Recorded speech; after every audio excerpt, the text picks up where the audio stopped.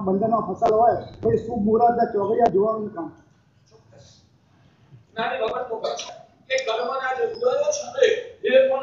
ક્ષેત્ર કાળ અને ભાવ આ ચારે ચારથી પરાવર્તન પામી શકે છે એટલે ગમે તે સામાન્ય કરવું હોય તો દવાના સથવારે એ રોગની પીડાને જેમ કમજોર બનાવી શકાય છે એવી રીતે ભગવાન ફરમાવે છે કે કર્મના ભૂગે તેવા ઉદેરો હતા નિકાચિત કર્મના જે ઉદેરો હોય છે કર્મના પણ અત્યારે જ્યારે આ ભાગ્યશાળી પ્રશ્ન કર્યો છે આગળ એ વાત આવવાની છે પણ આ બધું સમજવું ખૂબ જરૂરી છે અત્યાર સુધીના પ્રવચનોની અંદર કદાચ તમે ઘણી બધી વાર એવું સાંભળ્યું હશે કે આ સંસારની અંદર જે કંઈ પણ બને છે એ કર્મના ઉદયથી બને છે અને આટલું માત્ર ખૂબ ઘૂંટાયેલું હોવાના કારણે તમને કદાચ જ્યારે કર્મોની વાત આવે ને ત્યારે ઊંડે ક્યારેક એવું પણ થતું હશે મારા સાહેબ કર્મની વાતો તો ખૂબ સાંભળી છે અને આજ સુધી મગજમાં જળવાસ રાખી ગયું છે કે આ સંસારમાં જે કંઈ પણ બને છે ને એ કર્મના ઉદયથી બને છે આવું સાહેબ અંદર જળવાસ રાખ બેઠેલું છે એટલે આ વિષય તો અમારા માટે ચલાઈ ગયેલો છે કાંઈ જ નવું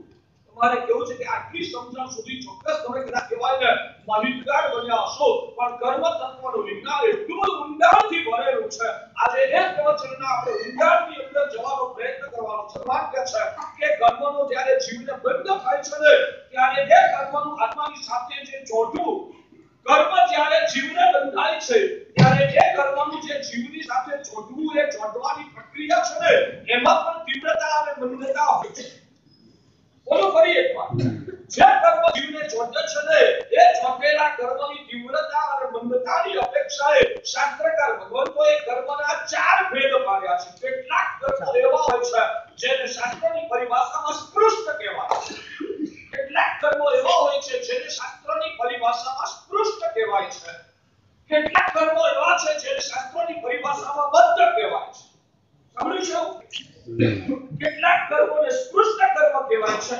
કેટલાક કર્મોને બદ્ધ કર્મ કહેવાય છે કેટલાક કર્મોને નિધત્ત કર્મ કહેવાય છે કેવું નિધત્ત કર્મ કહેવાય છે અને કેટલાક કર્મોને નિકાચિત કર્મ કહેવાય છે સ્પૃષ્ટ કરતા બદ્ધ એ વધારે કઠિન જલિત રૂપે બંધાયેલું હોય બદ્ધ કરતા નિધત્ત છે વધારે આત્માની સાથે ગાઢ રૂપે અસ્થિ પંચવત ચોટેલું હોય અને નિકાચિત છે ને આત્માની અંદર એવી રીતે એકરસ થઈ ગયું છે કે સૌથી ચાલિત કક્ષાનો બંધ કહેવાય છે આમાં શાસ્ત્રકાર ભગવંતો કહે છે કે બહારના નિમિત્તો દ્વારા બહારના પરિબળો દ્વારા બહારના વિશિષ્ટ પ્રકારના પુરુષાર્થ દ્વારા સ્પૃષ્ટ બદ્ધ અને કદાચ નિધત્ત કક્ષાનું જે કર્મ હોય છે ને એ કર્મમાં જીવ છે પોતાના પુરુષાર્થ દ્વારા ફેરફાર કરી શકે છે પણ જ્યારે નિકાચિત કર્મનો ઉદય હોય ને તો એને જીવ છે પુરુષાર્થ દ્વારા પણ ફેરફાર કરી શકતો નથી નિકાચિત કર્મને પ્રાયોગ કરીને જીવાત્માએ ભોગવ્યા વગર છૂટકો નથી પ્રાયોગ કરીને કેમ બોલ્યા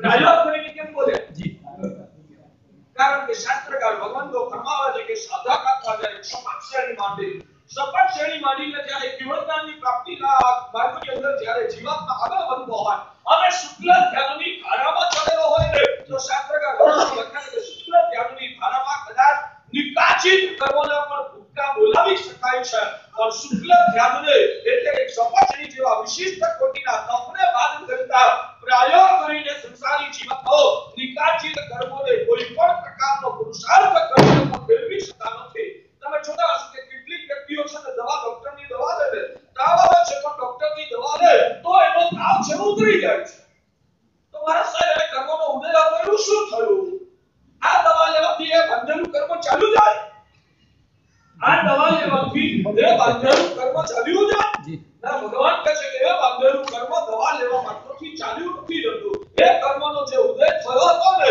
અત્યારે આ દવાના મધ્યમથી એ કર્મના ઉદયને તમે અટકાવી દીધો એટલે બાહ્ય પુરુષાર્થ દ્વારા કર્મના ઉદયને અટકાવી પણ શકાય છે એટલે એનું આ કર્મ અનિકાચિત હતું નિકાચિત નહોતું કદાચ ક્યાંક કે સ્પૃષ્ટ કક્ષાનું હતું કદાચ ક્યાંક કે બદ્ધ કક્ષાનું હતું દાખલો આપણે સમજાવ્યું આમ તો આ બધું છે બહુ પાછળ લેવાનું હતું પણ તમે જ્યારે પ્રશ્ન પૂછ્યો છે ત્યારે વિષય વહેલો ઉતરી ગયો છે આમાં શાસ્ત્રોની અંદર દૃષ્ટાંત આપું છું આમ કહેવાય 25 સોયનો ઢગલો 25 સોયનો ઢગલો આમ કહેવાય એક સાથે જથ્થો કરીને મૂક્યો હોય તો એ બધી સોયોને એકબીજાની સાથે સંબંધ ખરો કે નહીં 25 સોયનો ઢગલો કરીને મૂક્યો હોય તો એ 25 સોયને એકબીજાની સાથે કોઈ જાતનો સંબંધ ખરો કે નહીં શું સંબંધ છે તો એકબીજાની સાથે અડીને જોડાયેલી છે એકબીજાને હજુ છોટેલી નથી માત્ર અડીને રહી છે એક પવનનો સુસવાટો આવે ને તો એ બધી જ સોય છે ને એ વેરવિખેર થઈ જાય આ 25 સોયને એક 25 સોય છે એને એકબીજાથી સ્પૃષ્ટ બનેલી કહેવાય. એટલે એનો જે એકબીજાની સાથેનો લગાવ સંબંધ છે ને એ બહુ જ મંદ કક્ષાનો છે. એ લગાવને છૂટો કરવા માટે એકમાત્ર પવનના સુસવાટો એક પંખો ચાલુ કરો ને અને હવાની અંદર એ સોય છે વેરવિખેર થઈ જાય.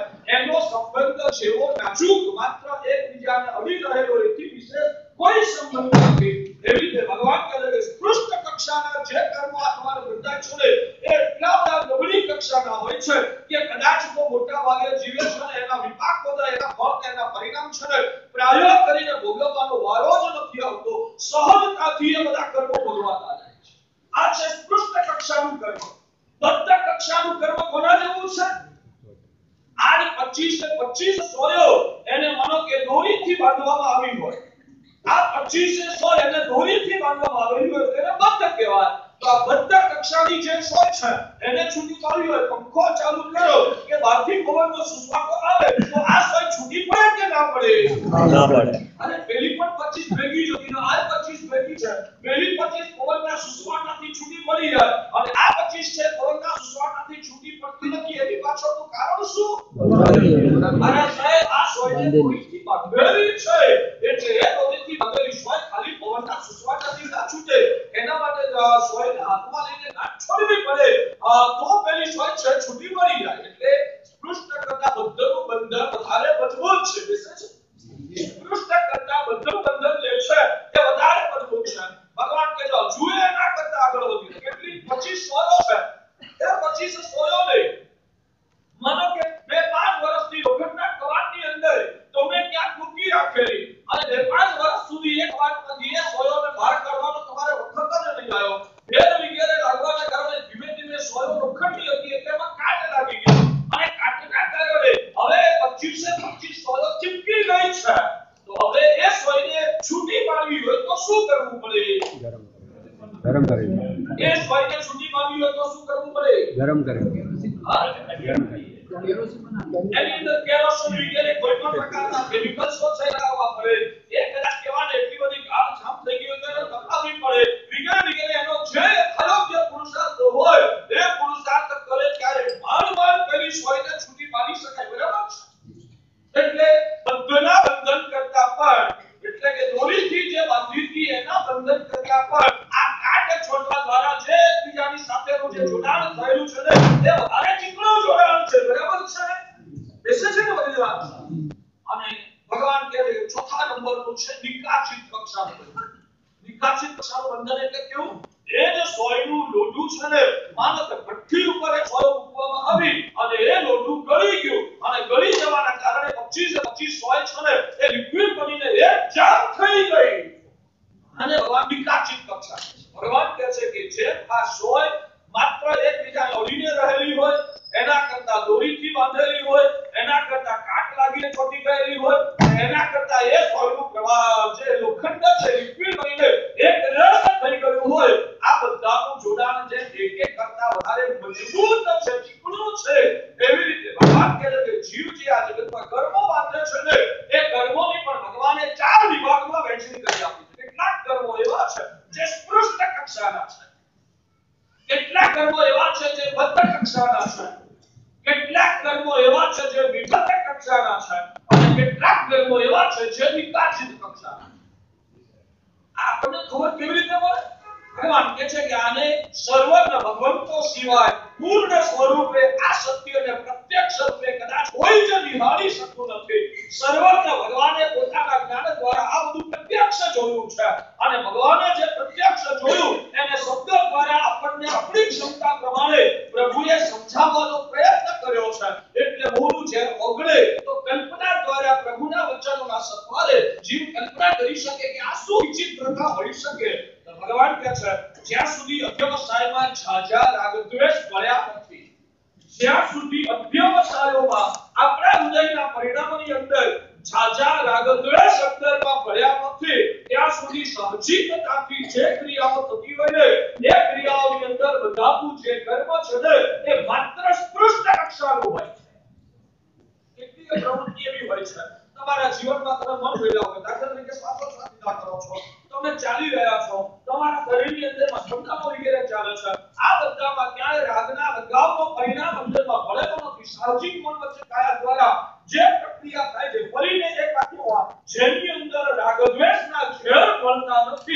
એવા સાહજિક રૂપે બંધાતા જે કર્મો છે એને ભગવાને સામાન્ય તે આપણી સમજણ છે ત્યાં સુધી આ રીતે આપણે સમજવાનો પ્રયત્ન કરીએ કે એવા પ્રકારના કર્મોને ભગવાને સ્પષ્ટ કક્ષાના કર્મો કીધા છે.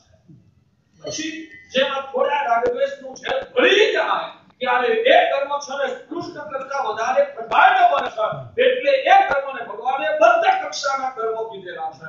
એમાં જ્યારે રાગદ્વેષને વધારે પ્રબળ બની જાય ત્યારે એ કર્મ છે નિધન કક્ષાનું બને છે. સાક્ષી વાંચીને જે પાપ કર્યા હોય જે પાપને ઉપાદેય માનીને કરવા જેવા છે આ પાપ તો કરાય એમાં વાંધો શું? ભગવાન તો કીધા કરે આ બહુ મીઠા તો બળવો પડે નહીં, બોલ્યું છે તો જલસા કરો, મારા પુણ્યથી બોલ્યું છે તો મને બધું જ ભોગવવાનો અધિકાર છે એમ કરીને ભગવાન કહે છે કે જે કર્મ સાક્ષી વાંચીને ઉપાદેય બુદ્ધિ ધ્યાન તો કરાય એમાં કઈ વાંધો નહીં. ભગવાન તો કીધા કરે વરસે તો બોલ્યા કરે આપણે તો કરતા જ રહેવાનું. આવી જેની અંદર કહેવાય ગાઢ હૈયાના પરિણામ તો રસ રેડી દે. માણસ જે પાપ કરે અને કરેલા પાપનું પાછું સમાધાન કરે. યાદ રાખજો, માત્ર પાપ કરવાથી કોઈ પાપ નિકાચિત કક્ષાએ જતું નથી. કરીને બોલું, માત્ર પાપ આચરવા માત્રથી કોઈ પણ પાપ નિકાચિત કક્ષાએ જતું નથી. પણ જ્યારે એ પાપનું સમર્થન કરવામાં આવે, એ પાપની અનુમોદના કરવામાં આવે, આ તો કરાય આમાં કઈ વાંધો નહીં, આ કલિકાળ છે, આ કામમાં બહુ બધું કરવું જ પડે તો જ જિંદગી જીવાય. મારા સાહેબ ધંધામાં જૂઠું તો બોલવું જ પડે, બોલીએ એમાં શું વાંધો? આખી દુનિયા જૂઠું બોલે છે અને મારા સાહેબ આપણા હક માટે આપણે જૂઠું બોલીએ ને એમાં કઈ વાંધો નહીં. આવી રીતે તો પાપ કરે અને પાછું પાપનું સમર્થન કરે. ભગવાન કહે છે કે જે આત્માઓ કરેલા પાપનું અનુમોદન કરે છે, પાપનું સમર્થન કરે છે, એ પાપને કરવા જેવું માને છે અથવા તો અમે કર્યું એમાં શું ખોટું થઈ ગયું એવી બુદ્ધિ જે હૈયામાં ધારણ કરે છે ને ભગવાન કહે છે કે એ આત્માઓના પાપ છે ને વિકાચિત બનતા હોય છે. એટલે તમને ભગવાન કહે છે જે પાપ વિકાચિત બન્યું નથી, જે પાપ વિકાચિત બન્યું નથી એને પશ્ચાતાપ કરવા દ્વારા, પ્રાયશ્ચિત્ત કરવા દ્વારા, વિશિષ્ટ પ્રકારની તપજપ સાધના કરવા દ્વારા, પ્રભુની સામે રડી રડી એ પાપોનું પ્રક્ષાલન કરવા દ્વારા કદાચ એ પાપને ધોઈ શકાય છે. ભગવાન કહે છે જ્યારે પાપ વિકાચિત થઈ જાય છે ત્યારે જીવનો કોઈ પણ પુરુષાર્થ કામ લાગી શકતો નથી. એ જીવે એ પાપ છે ને પરિણામ એના ભોગવે છૂટકો આવ્યા છે. એટલે વિકાચિત કક્ષાના પાપમાં બહારના દ્રવ્ય ક્ષેત્ર કાળ ભાવની કોઈ અસર થતી નથી. એક વ્યક્તિએ દવા લીધી, 15 દિવસથી દવાનો કોર્સ કરે છે, મહિનાથી કોર્સ કરે છે, જુદા જુદા 10 ડોક્ટરો બદલી નાખ્યા, એને રોગમાં કાંઈ ફાયદો થતો નથી અને તમે આવી ગોળી લેતાની સાથે જ આ ઉતરી ગયો. એની પાછળનું કારણ શું? કદાચ એવું હોઈ શકે છે કે જે વ્યક્તિએ 10 ડોક્ટર બદલવા છતાં એનો કામ ઉતરતો નથી, એ વ્યક્તિનું કર્મ કદાચ વિકાચિત છે. કદાચ આપણને ખબર નથી, કદાચ વિકાચિત છે કારણ કે ભગવાને શાસ્ત્રમાં એવું લખ્યું છે કે વિકાચિત કર્મને પુરુષાર્થ દ્વારા પણ કોઈ ફેરફાર કરી શકાતો નથી. તો જેને આ લેવા છતાં આવું થતો નથી એના માટે આપણે કલ્પના કરી શકીએ એનું પાપ કદાચ વિકાચિત કક્ષાનું હશે અને તમે દવા લીધી એટલે તમારો તાવ ઉતરી ગયો, એનો મતલબ કે તમારું પાપ વિકાચિત નહોતું.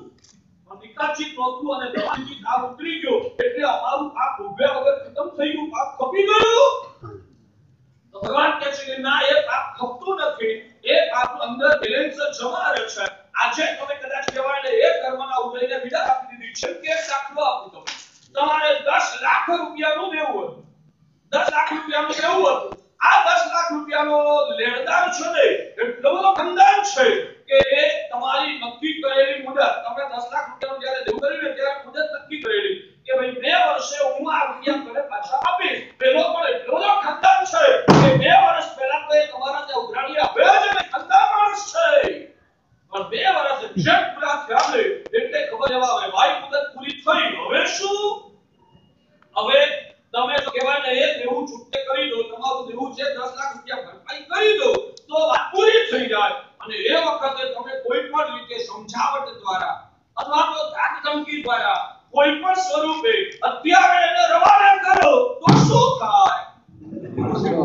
તો શું થાય? તો એ દેવું ઊભું રહે છે. આજે જે દેવું તમે ચૂક્યું નથી પેલો હવે બીજા 2 મહિના પછી આવશે, પેલો હજુ બીજા 2 મહિના પછી આવશે. આટલો ફરક પડે. પણ અત્યારે તમે એને ગાળ્યો એટલે હવે કાયમની આપણે કહેવાય રાજા થઈ ગયા, હવે આપણે કહેવાનું છૂટી ગયા, હવે આપણે ક્યારે કહેવાય આ રૂપિયા ચૂકવવા નહીં પડે. આવા ભ્રમમાં રાખતા હો તો એ ડર્યો ભ્રમ છે એવી રીતે અત્યારે રોગને તમે ભગાડી દીધો ને હવે આ રોગમાંથી આપણે છૂટી ગયા આવું માનતા હો તો જ્ઞાની ભગવાન તો કહે છે કે દરિયો તમારો ભ્રમ છે આ કર્મ આજે તમે પાછું કર્યું હવે એ કર્મ બે પાંચ મહિને બે પાંચ ભવે ગમે ત્યારે ફરી પાછો ઉદયમાં આવે ત્યારે આ કર્મ તમારે ભોગવવું જ પડે એટલે ભાષાની જે વાત અમારે ઘણી છણાવટ કરવાની છે એ પ્રવચનના એન્ડમાં અથવા તો આગળ એ વિષય ફરી આવશે ને ત્યારે એની છણાવટ ફરીથી કરીશું એ વખતે ફરીથી આ પદાર્થ ઘૂંટવાનો તમને લાભ મળશે એકનો એક પદાર્થ ડબલ વાર કેટલા વાથી છે તમારી સમજણ અંદર ગાઢ બનશે એટલે અત્યારે છણાવટ નથી કરતો કારણ મારો જે પ્રવચનનો વિષય ક્રમબદ્ધ ચલાવવાનો છે ને અત્યારે ક્રમનું ઉલ્લંઘન કરીને આગળનો પદાર્થ પેલા લઈ લીધો એટલે મુહૂર્ત જોવા દ્વારા શુક્રનો જોવા દ્વારા ભગવાન કહે છે કે એ ઉદયમાં આવતા કર્મને ક્ષણભર માટે અટકાવી પણ શકાય છે અને એ જે કહેવાય અટક્યું ને એ દરમિયાન ફાયદો શું થાય તમારું કર્મ જે પાપ કર્મ ઉદયમાં આવવાનું હતું એને શુક્ર દ્વારા મુહૂર્ત દ્વારા શુભ વ્યવસાય દ્વારા ધર્મની આરાધનાનો પુરુષાર્થ કરવા દ્વારા અત્યારે તમે અટકાવી દીધું હવે ફરી ઉદયમાં આવે એ પહેલા જો તમે જબરજસ્ત કોટીની સાધના કરો તો ફરી ઉદયમાં આવે પહેલા તમારા શુભ વ્યવસાય દ્વારા એ કર્મ કપી જાય ને તો એ પીડાને તમારે આગળ જતા ભવિષ્યમાં પણ સહન ન કરવી પડે આવો તમને એક કહેવાય ને કર્મ ભોગવ્યા વગર ખતમ કરી દેવાનો વચગાળામાં તમને થોડો ચાન્સ મળી જાય આટલું તમારું સૌભાગ્ય આપણે તે હતી જન્મની કર્મ ક્લેશય ઉપદેશની તથા પ્રયત્ન કર્યો જન્મ જીવને જે મળે છે એ કર્મના ઉદયથી મળે બરાબર છે જેને કર્મનો ઉદય નથી જે વ્યક્તિએ પૂર્વના બધા જ કર્મોને ખતમ કરી નાખ્યા છે એ આત્માને આ સંસારની અંદર ફરી ક્યારેય જન્મ લેવો પડતો નથી એટલે જન્મ એ કર્મના ઉદયનું પરિણામ છે માટે શાસ્ત્રકાર ભગવાન તો કહે છે કે આ જન્મ એ કર્મના બંધનથી ઘેરાયેલો છે જીવાત્મા સંસારમાં જે જન્મ ધારણ કરે છે કર્મના ઉદયના પરિણામે જન્મ ધારણ કરે છે આ એક બીજો અર્થ કરેલો ક્ષણે ક્ષણે જીવાત્માને નવા ક્ષણે ક્ષણે નહીં ક્ષણ તો બહુ મોટી વસ્તુ સમયે સમયે જીવને અનંત નવા કર્મો છે બધાયા કરે છે માટે ભગવાન કહે છે કે આ જન્મ છે કર્મથી સંકળાયેલ ત્રીજો અર્થ કર્યો જીવને સમયે સમયે સતત કર્મના ઉદયો છે ને ભોગવવા પડતા હોય છે અત્યારે અહીંયા બેઠેલા તમને કર્મના ઉદય ખરા કે નહીં એક પણ જીવ એવો નથી જેને સમયે સમયે કર્મનો ઉદય ચાલુ ન હોય કોકને શુભ કર્મના ઉદય ચાલતા હોય કોકને અશુભ કર્મના ઉદય ચાલતા હોય યાદ રાખજો કર્મો બે જાતના શુભ કર્મને આપણે આપણી પરિભાષામાં પુણ્ય કર્મ કહીએ છીએ અને અશુભ કર્મને આપણે આપણી પરિભાષામાં પાપ કર્મ કહીએ છીએ અત્યારે તમે મારું મોઢું જોઈ શકો છો આ સભાની અંદર એવો પણ કોઈ વ્યક્તિ છે જેને આંખે અંધાપો છે એ દૂર બેઠા બેઠા મારું મોઢું જોઈ શકતો નથી અને તમે મારું મોઢું જોઈ શકો છો એનું કારણ શું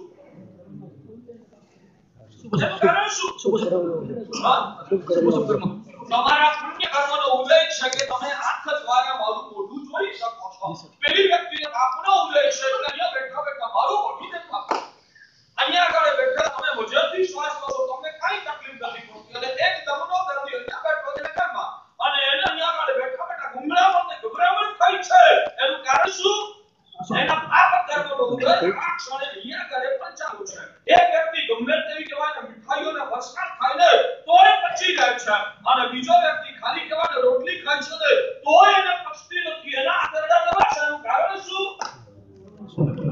પગલે ને પગલે દરેક પ્રક્રિયાની અંદર તમે શ્રીમંત બન્યા બીજો વ્યક્તિ છે ગરીબ બન્યો તમને અહીંયા આગળ માનવા હવા મળે છે પેલી વ્યક્તિને લોકો દુત્કારે છે એનું કારણ શું તો તમને પુણ્ય કર્મનો ઉદય ચાલુ છે પેલી વ્યક્તિને પાપ કર્મનો ઉદય ચાલુ છે બેમાંથી એક વાતો બંને તમને સત્રાપ ઉદયમાં ચાલુ છે ભગવાન કહે કે આ સંસારમાં જીવનો એક સમય પર એવો પસાર નથી થયો કે જે સમયની અંદર જીવને કોઈ ને કોઈ પ્રકારના કર્મનો ઉદય ચાલુ ન હોય સતત કર્મનો ઉદય ચાલે છે માટે ભગવાન કહે કે આ જન્મ છે કર્મથી કહેવાય છે હવે એ સંજોગોની અંદર જીવાત્માએ ભગવાન અભિહંતાનું શાસન પામ્યા પછી વિતરાગ સર્વત્ર ભગવંતોના વચનો પ્રાપ્ત થયા પછી એ જીવાત્માએ લક્ષ્ય બાંધવા જેવું શું છે તો શાસ્ત્રકાર ભગવાન તો કહે છે કે જે આત્મા સમ્યક દર્શન પ્રગટ્યું છે જે આત્માને સમ્યક દર્શન પ્રગટેલું છે જેને આત્મ તત્વની ઓળખાણ થયેલી છે જે વ્યક્તિને અંદરથી આ વિશ્વનું સત્ય સમજાયું છે કે જીવાત્મા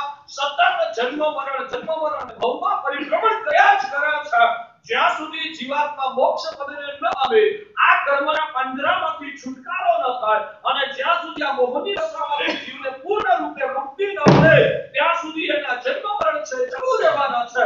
અને એ જીવાત્મા જો શાશ્વત એવા આધ્યાત્મિક સુખને ઝંખતો હોય તો એના હૈયામાં લક્ષ્ય એક જ બંધાયેલું હોય, મારે જન્મ મરણના ફેરામાંથી છુટકારો મેળવીને મુક્તિ પદને પ્રાપ્ત કરવી છે, મારે કર્મના બંધનમાંથી છુટકારો મેળવવો છે. યાદ રાખજો, જે વ્યક્તિને કર્મના બંધનમાંથી છુટકારો મેળવવાનો હૈયામાં અભિલાષ જાગે અને જેને કર્મના બંધનમાંથી છુટકારો મેળવવાનો હૈયામાં તલસાટ પેદા થયો હોય, તલસાટ કહું છું, ભગવાન કહે છે કે એ આત્મા સમ્યક જેને કર્મના બંધનમાંથી કાયમી છુટકારો મેળવવાનો એકમાત્ર અભિલાષ હોય, ભલે કદાચ સંસારમાં લાચારીથી એને સંસારની ક્રિયાઓ આચરવી પણ પડે, સંસારમાં બેઠો છે, પુત્ર પરિવાર લઈને બેઠો છે, જ્યારે કહેવાય પરણ્યા ત્યારે સદગુરુ મળ્યા નો, જ્યારે પરણ્યા ત્યારે સદગુરુ મળ્યા નો, એટલે આ બધી ઘટનાઓ ઘટતી હતી અને જ્યારે હવે આ બધી ઘટનાઓ ઘટતી છે, સદગુરુ મળી ગયા છે, પણ એ વખતે સંસાર જવાબદારીઓમાં એવા ઘેરાઈ ગયેલા છે કે આજે આ સંસારને ઠુકરાવીને હવે ચારિત્ર રહેવાનું અત્યારે શક્ય નથી. અને સંસારમાં બેઠા છો તો ક્યારેક તમારી ઘરવાળીને ખુશ રાખવા માટે ક્યાંક એને બહાર ફરવા પણ લઈ જવી પડે, તમારી ઘરવાળીને ખુશ રાખવા માટે ક્યારેક સંસારની પાપ ક્રિયાઓ પણ આચરવી પડે. અને ભગવાન કહે છે અંદરથી આત્મા જાગી ગયો હોય, સાચા અને ખોટાનું ભાન થઈ ગયું હોય, અંદરમાંથી હવે બંધાયું હોય લક્ષ્ય કે આ માનવ જન્મની નાનકડી જિંદગીમાં માત્ર મોક્ષ માર્ગની સાધના કરવી અને જન્મ મરણના ફેરા ટાળીને પરમ પદને પામવું, એ જ મળેલા આ જીવનની સફળતા છે. મને આવી અવસ્થા ક્યારે મળશે? આ ભાવની અંદર જો કર્મક્ષય કરવાની સાધના કરવામાં કાચો પડ્યો અને ભવાંતરમાં ક્યાંય દુર્ગતિમાં ખોઈ ગયો તો આ સંસારમાં ભવાંતરની અંદર અનંત કાળ સુધી મારી દશા શું થશે? આવી વેદના અને ચિંતા જેને અંદરથી સતાવતી હોય, આવી વેદના સતાવતી હોય, ભલે કદાચ એ આત્મા સંસારની જવાબદારીઓને નિભાવવા માટે પાપે કરવું પડે, આર્થિક રીતે નબળો છે, ત્યારે સવારથી રાત સુધી વેપારમાં ધ્યાન આપવું પડે, અરે આગળ વધીને કહો, ક્યારેક આખો દિવસ ન્યાય પ્રામાણિકતાથી ધંધો કરતા શાંત પડે રોટલો મળતો નથી, એ રોટલો મેળવવા માટે ક્યારેક ધંધામાં ખોટું કરવું પડે. આગળ શરતો મૂકીએ આગળની શરતો ખાલી 500 વાક્ય તો ગોટાળા પેદા થઈ જશે. લાચારી હવે રોટલો પણ મળે એમ નથી, પહેરવાના કપડાના થાંભા છે. હવે એ સંજોગોમાં કર્મ એટલું બધું કાચું છે, ન્યાય પ્રામાણિકતાથી ધંધો કરે તો રોટલો ને કપડા પણ નથી મળતા. હવે એ વ્યક્તિની લાચારી પરિવાર લઈને બેઠો છે, ભૈયા છોકરાને ભૂખે ન છોડાવાય અને એના કારણે એ વ્યક્તિને ખોટું કરવું પડતું હોય ને, તો એ ખોટું કરતા કરતા હૈયું રડતું હોય, અંદરમાંથી નાભીમાંથી અવાજ આવ્યા કરતો હોય, આ બધું કરીને ધ્યાન કરવાના ખોટામાંથી ભવાંતરમાં મારી કઈ ગતિ થશે? આ જન્મ મને મોક્ષ માર્ગની સાધના માટે મળ્યો અને સંસારની આળંબમાં અમારી જિંદગી પૂરી થઈ જશે, ભરી લેવા માનો આમ જેનું હૈયું અંદરથી રડતું અને કકલતું હોય તો ભગવાન કહે છે કે પાપ આચરવા છતાં પણ એ આત્મા સમ્યક દ્રષ્ટિ છે. સમજો? એ આત્મા અંદર હૈયું રડતું હોય, એને મોક્ષનો અભિલાષ હોય, મોક્ષ પામવાનો અંદરમાં તલસાટ હોય, આ બધામાંથી મુક્ત થવાનો હૈયામાં તીવ્ર પરિણામ હોય, તો ભગવાન કહે છે કે સંસારમાં જીવવા છતાં પણ એ આત્મા સમ્યક દ્રષ્ટિ છે.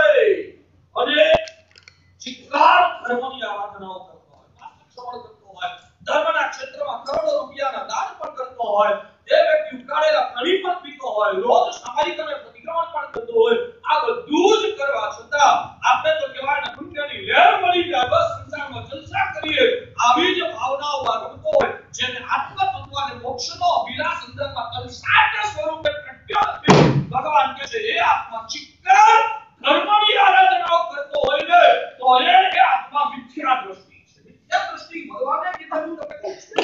ભગવાન કહે છે એ આત્મા મિથ્યા દ્રષ્ટિ છે. અને મોક્ષ માર્ગની સાધનાનું પહેલું પગથિયું ભગવાન ધર્મ આરાધના નથી કહેતા. મોક્ષ માર્ગની આરાધનાનું પહેલું પગથિયું ભગવાન ધર્મ આરાધના નથી કહેતા. મોક્ષ માર્ગની પ્રાપ્તિનું પહેલું પગથિયું ભગવાન સમ્યક દર્શન છે. એટલે આ શ્લોકની અંદર ઉમાશ્વાતીજી મહારાજાએ લખ્યું છે, જન્મની કર્મ ક્લેશય રઘુપત દેશની તથા પ્રગતિ તપ્ય કર્મ ક્લેશા ભાવો યથા ભવતિ, જેમ કરવાથી કર્મોનો ભાર હળવો થાય એવી રીતે વર્તન કરવાનું સાધક આત્માએ લક્ષ્ય રાખવું જોઈએ.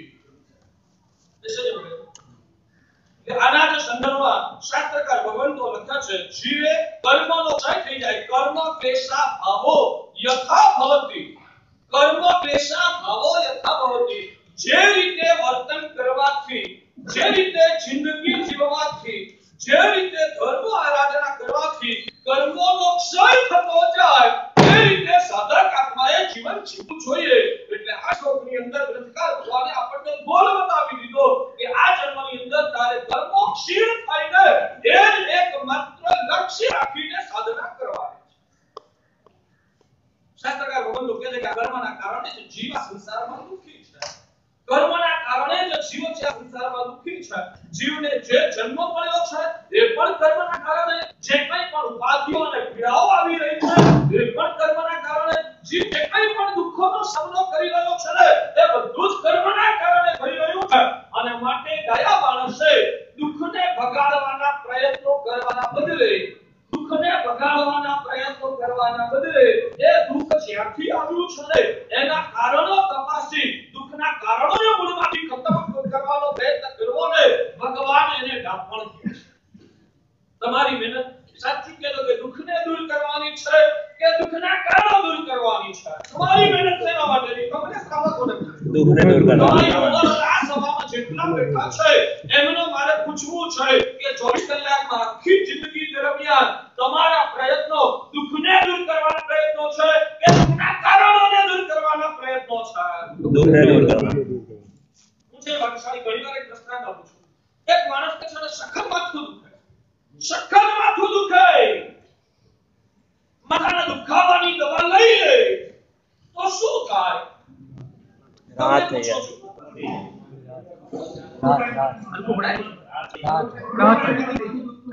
બે ચાર કલાક માટે એને માથાના દુખાવામાં રાહતનો અનુભવ થાય, બરાબર છે? બે ચાર કલાક માટે માથાના દુખાવામાં રાહતનો અનુભવ થાય અને બે ચાર કલાકે પેલી લીધેલી દવાની અસર દૂર થાય, અસર ખતમ થાય, પછી શું થાય? પાછો દુખે. પોતાથી બોલો કે પછી પાછો દુખે. ફરી દુખાવો પેદા થાય, બરાબર છે? હવે ફરી કદાચ દુખાવાની ગોળી લે, માથું દુખાવાની ગોળી બીજી વાર લીધી, પછી શું થાય? પછી બે ચાર કલાક માટે રાહત થાય, પછી એ દવાની અસર પૂરી થાય, પછી શું થાય? અને આમ કરતા કરતા રોજ આ દુખાવાની ગોળી લીધા કરે, રોજ દુખાવાની ગોળી લીધા કરે તો શું થાય? ત્યાર તો એ દવા છે ને એની અસરકારકતા છે ને ખતમ થઈ જશે. સેકન્ડ નંબરની વાત, હવે આ દુખાવાને મૂળમાંથી ખતમ કરવો હોય તો શું કરવું જોઈએ? રિપોર્ટ કરાવવા પડે. રિપોર્ટ કરાવવા પડે. આ માથાનો દુખાવો શેના કારણે થાય છે? એના શરીરમાં શરદી ભરાઈ ગઈ છે, એના શરીરમાં શરદી ભરાઈ ગઈ છે, શરદીના કારણે દુખાવો થાય છે. હવે આ માથાના દુખાવાનો બીજો કાયમી છુટકારો મેળવવો હોય તો શું કરવું જોઈએ? માથાના દુખાવાની ગોળી એક કે લઈ લે તો ચાલશે, પણ તું તારી શરદી તારી તો શરદી મટી ગઈ ને તો દુખાવો કાયમ માટે ગાયબ, બરાબર છે? પેશન્ટ મગજમાં હવે શરદી મટાડી દે, શરદી મટી જાય, શરદી મટી ગઈ, દુખાવો પણ મટી ગયો, પછી શું થાય? પછી શું થાય ખબર છે? ફરી શરદી પણ ફરી પેદા થાય. આ શરદી કે પડી ખબર છે? એનું પાચન તંત્ર નબળું હતું એટલે જે કબજિયાત થતી હતી, જે ખાધેલું હોય ને બધું પેટમાં જમા થાય અને કબજિયાતના કારણે અંદરમાં પડેલા મળના વિકારો પેદા થયા અને એ પેટ સાફ નહીં થવાના કારણે શરદી પેદા થતી હતી. પેટમાં મળ તો એવા ને એવા જામ છે, હવે કદાચ શરદી મટાડી દે પછી શું થાય? ફરી શરદી પેદા થાય, બરાબર છે? હું કહું છું ફરી શરદી પેદા થાય એટલે તારે ફરી શરદી પણ પેદા ના થવા દેવી હોય તો શું કરવું પડે? પેટ સાફ કરી રાખ તો શરદી થતી અટકી જશે અને શરદી થતી અટકી ગઈ ને તો માથાનો દુખાવો કાયમ માટે તારો મટી જશે. તો માથાના દુખાવા કાયમ માટે દૂર કરવો હોય તો માથાના દુખાવા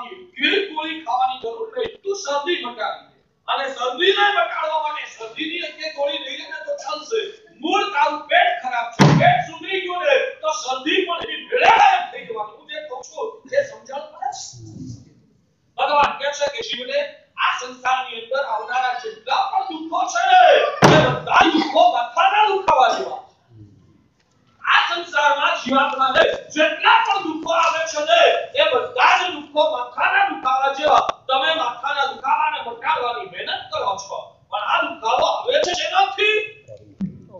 આ દુખાવો આવે છે શેનાથી? શરદીના કારણે દુખાવો પેદા થયો છે.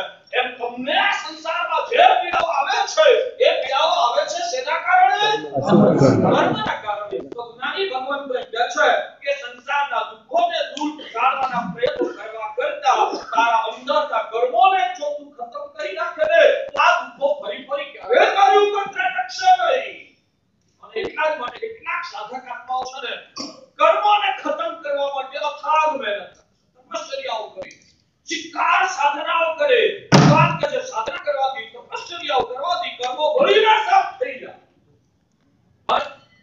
ભગવાન કહે છે કે આ કર્મો શેના કારણે ઉત્પન્ન થાય છે? કર્મો શેના કારણે ઉત્પન્ન થાય છે? અંદરમાં રહેલા રાગ, દ્વેષ, અહંકાર, ઈર્ષ્યા વગેરે દોષોના કારણે કર્મ બંધાય છે. એટલે આ જગતના જેટલા ભૌતિક દુઃખો છે એ બધા જ માથાના દુખાવા જેવા છે. આ જગતમાં જીવને બંધાતા જેટલા કર્મો છે ને એ બધા પેલા શરદી જેવા છે. ભગવાન કહે છે કે અંદરમાં જે ઉત્પન્ન થયેલા રાગ દ્વેષના પરિણામ છે ને પેટમાં જમા થયેલા બળ જેવા છે. જેને પેટને સાફ કરી નાખ્યું ને એની શરદી પણ ગાયબ થઈ જાય, એનો માથાનો દુખાવો પણ ગાયબ થઈ જાય. એ રીતે ભગવાન કહે છે જે આત્મા રાગ દ્વેષમાંથી મુક્તિ મેળવી લે છે ને એના કર્મો સદાકાળ માટે ખતમ થઈ જાય અને એના સંસારની તમામ પીડાઓ છે ને એ પણ હંમેશ માટે નષ્ટ થઈ જતી હોય છે. ભગવાન કહે છે કે સંસારની દશા એવી 3 હતા તે સાચું કે તમે જન્મ્યા એ વખતે પણ તમે કેવા લઈને કઈ દુઃખોથી ઘેરાયેલા હતા. એ દુઃખને મિટાવવા માટે ભૂખનું દુઃખ લાગ્યું, ખાધું, તરસનું દુઃખ આવ્યું, પાણી પીધું, ગરમીનું દુઃખ લાગ્યું, પંખો ચાલ્યો, ઠંડીનું દુઃખ લાગ્યું તો ધાબળા ઓઢી લીધા, રોગનું દુઃખ આવ્યું તો દવા લઈ લીધું, ગરમીનું દુઃખ આવ્યું તો રૂપિયા કમાવાની મહેનત કરી. આમને આમ દુઃખોને દૂર કરવાની મહેનત કેટલા સમયથી કરતા આવ્યા છો? આમને આમ દુઃખોને દૂર કરવાની મહેનત ભાગ્યશાળી કેટલા સમયથી કરતા આવ્યા છો? સમજના થાય આથી જન્મ્યા ત્યારથી આજે તમારી 50, 55, 60 વર્ષની ઉંમર થઈ, હજુ એ ધંધો ચાલુ છે? હજુ 60 વર્ષમાં તમને પૂર્ણ સફળતા નથી મળી? તો કારણ શું? કારણ દુઃખને ઉલેચવાના પ્રયત્નો કર્યા છે, કર્મને ખતમ કરવાના પ્રયત્નો નથી કર્યા. એટલે ભગવાન કહે છે આ જન્મની અંદર કર્મોને ખતમ કરવાનો પ્રયત્ન કરવો જોઈએ. આ જગતના કોઈ પણ જીવને દુઃખ ગમતું નથી. આ જગતમાં કોઈ પણ જીવને દુઃખ ગમતું નથી. સરસ મજાનું વાક્ય છે ધર્મસ્ય ફલમ ઇચ્છન્તિ ધર્મમ નિચ્છન્તિ માનવાઃ. ધર્મસ્ય ફલમ ઇચ્છન્તિ ધર્મમ નિચ્છન્તિ માનવાઃ. પાપસ્ય ફલમ નિચ્છન્તિ પાપમ ગુણંતિ સાધયા. ગુજરાતી આપણે સાંભળો છે કે આગળ છે? ના સાંભળો ખબર પડી જાય તો કર્મ કરવાથી કર્મ સાધે કેવી ખબર પડે? પાછા ખોટાળા વાળ્યા. પેટ સાફ કરવાની સાથે કર્મોને સરખાયેલું કે પેટ સાફ કરવાની સાથે રાગ દ્વેષ ખોટાળા. કે અંતમાં બેઠા છો ત્યાં સુધી તો હકું યાદ રાખો પડશે. રાગ દ્વેષ હોતા થાય તો ખબર પડે કે ના પડે? હા. મજેથી ખબર પડે. સાહેબ પહેલા કહેવાય ને મારી ઈચ્છિત વસ્તુ છે ને ન પડે ને તોય મન એમાં વ્યાપૃત રહેતું હતું. ન પડે ને તો અંદર બેચેનીનો અનુભવ થતો હતો. જ્યારે પડી જાય ને ત્યારે માથીનો ભેળ થઈ જવાતો હતો, ગલગલિયા થતા હતા. જ્યારે પડી જાય ને મન એટલું એવા ભળી જતું કે બીજું ભાગ ભૂલી જતો હતો. પણ સાહેબ આ બધું અનિત્ય છે, આ બધું છોડીને જવાનું છે, આ બધી જ કર્મની લીલાઓ છે. આવું બધું હરેવાએ સાંભળ્યા પછી અંદરમાં સમજણ પડતી કે ખરેખર સાચું સુખ તો આત્માની અંદર રહેલું છે. અને એ સુખનો અનુભવ કર્યા પછી આ જગતના બધા સુખો છે ને જીવને ફિક્કા લાગે. જો ઘણીવાર એક કરતા હતા ખુદ વચ્ચે બીજી વાત ઘણીવાર એક કરતા હતા તમે કોઈ દિવસે ચા પીધેલી કરી ગઈ? ચા પીધેલી? અચ્છા ચા કેવી લાગે? સરસ. ચા કેવી લાગે? મીઠી લાગે. અને ચા પીધા પછી તમે પેંડો ખાઓ તો કેવો લાગે? મોળો ફીકો લાગે. ફીકો ચા મીઠી લાગે. ચા પીધા પછી પેંડો ખાય તો મોળો લાગે. ચા પીધા પછી પેંડો ખાઓ તો મીઠો લાગે. મીઠો લાગે હું બોલું છું. કોઈ દાડો અનુભવ કર્યો છે? હા. ચા પીધા ઉપર સાચવેલો ચા વધારે મીઠી કે પેટો વધારે મીઠો? પેડો તો ચા પીધા પછી પેટો તો મીઠો જ લાગે. પેટો ખાધા પછી ચા પીવો તો કેવી લાગે? ભગવાન કહે છે કે આ સંસારના બધા જ સુખો જા જેવા મીઠા છે. અપેક્ષા હું મીઠા નથી માંગતો. પછી એવું નહીં કે તમારા સાહેબે પણ અમારા સુખોને મીઠા કીધા. પણ અત્યારે હું જો તમારા સંસારના સુખોને ઠીકઠાક કરવા કહું ને તો તમે છોડી મૂકી એટલે તમને ટકાઈ રાખવાના છે. એકવાર માટે માની લો તમારા સંસારના સુખો છેવટે મળ્યા તો પુણ્યથી જ છે ને. માટે અપેક્ષાએ કહું છું કે સંસારના સુખોને કદાચ મીઠા માનીએ ને તો એ ચા જેવા મીઠા છે. અને ચારિત્રના સુખો, આત્મગુણની રમણતાના સુખો, અંદરમાં પ્રગટેલો સમતા અને સહજ આત્મિક ગુણનો જે આનંદ છે એની મીઠાશ એના જેવી છે.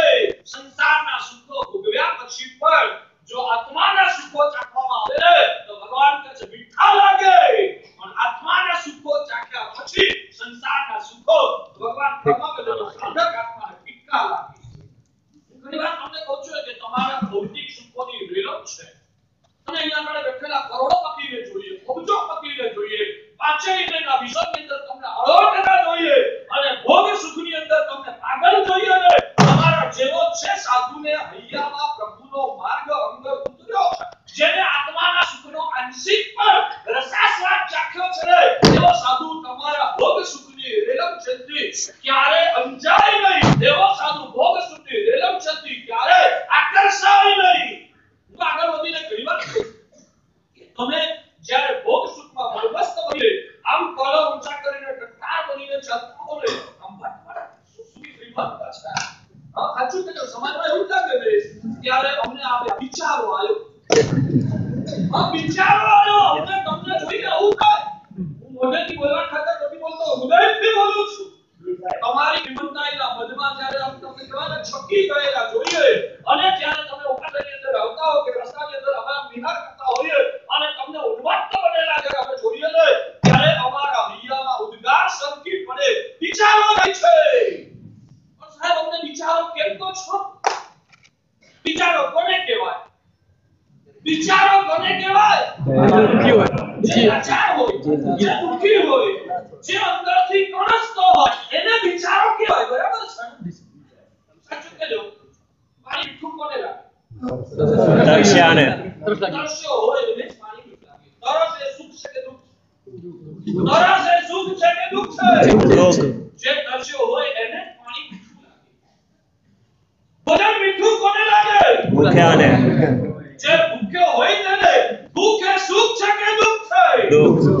તો જેને ભૂખનું દુઃખ વેઠ્યું હોય એને ભોજન મીઠું લાગે. જેને તરસનું દુઃખ વેઠ્યું હોય એને પાણી મીઠું લાગે.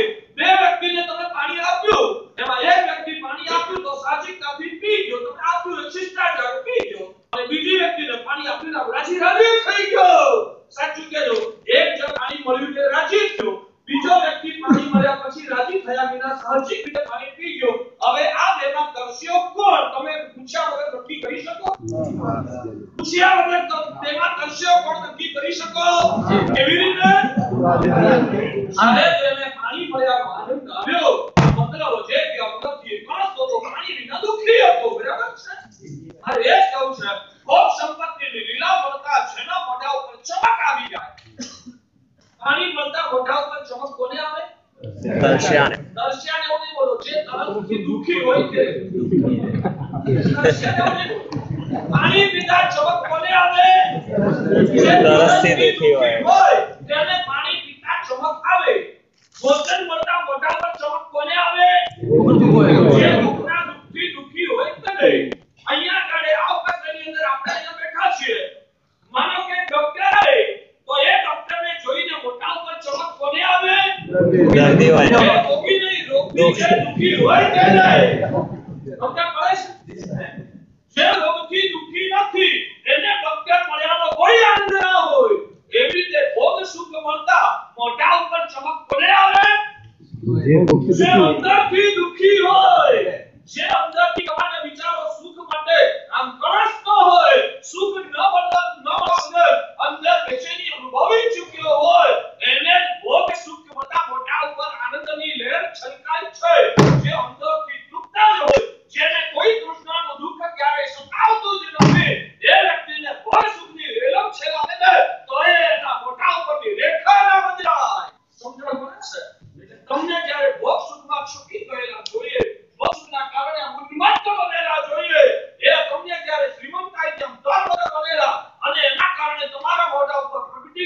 ચમકને જ્યારે અમે જોઈએ ને ત્યારે એક સાધુ તરીકે ભગવાનના શાસનને અંદરમાં પરિણમાવ્યા પછી આત્માથી બન્યા પછી આત્મા તત્વની ઓળખાણ પ્રગટ્યા પછી અને આ સંસાર વિકો અસાર અને એનો વ્યર્થ સ્વરૂપ એને સમજ્યા પછી તમને જ્યારે ભોગ સુખમાં કહેવાને ચમક મોઢા ઉપર આવે ને ત્યારે અમને લાગે આ વિચારો કૃષ્ણથી પ્રાપ્ત આ વિચારો અંદરથી દુઃખી હતો જે અંદરથી કૃષ્ણના દુઃખે દુઃખી હોય ને એને જ આ બધું મળ્યાનો અગલો અનુભવ જેને કૃષ્ણની વેદના જ ન હોય ને એને આ બધું મળવા છતાં કોઈ અસર ન થાય સમજણ પડે છે હવે સાચું કહ્યું શ્રીમંતની અંદરમાં ગળા ડૂબ બનનારો આત્મા એ ભગવાનની દ્રષ્ટિએ સુખી ગણવો કે દુઃખી ગણવો દુઃખી દુઃખી દુઃખી નથી હમણાં દુઃખી આખી સભા ભેગી બોલે તો થોડું આવા વ્યક્તિને ભોગ સુખ સંપત્તિ પુણ્યથી મળેલા બાહ્ય ભૌતિક વૈભવો મળતા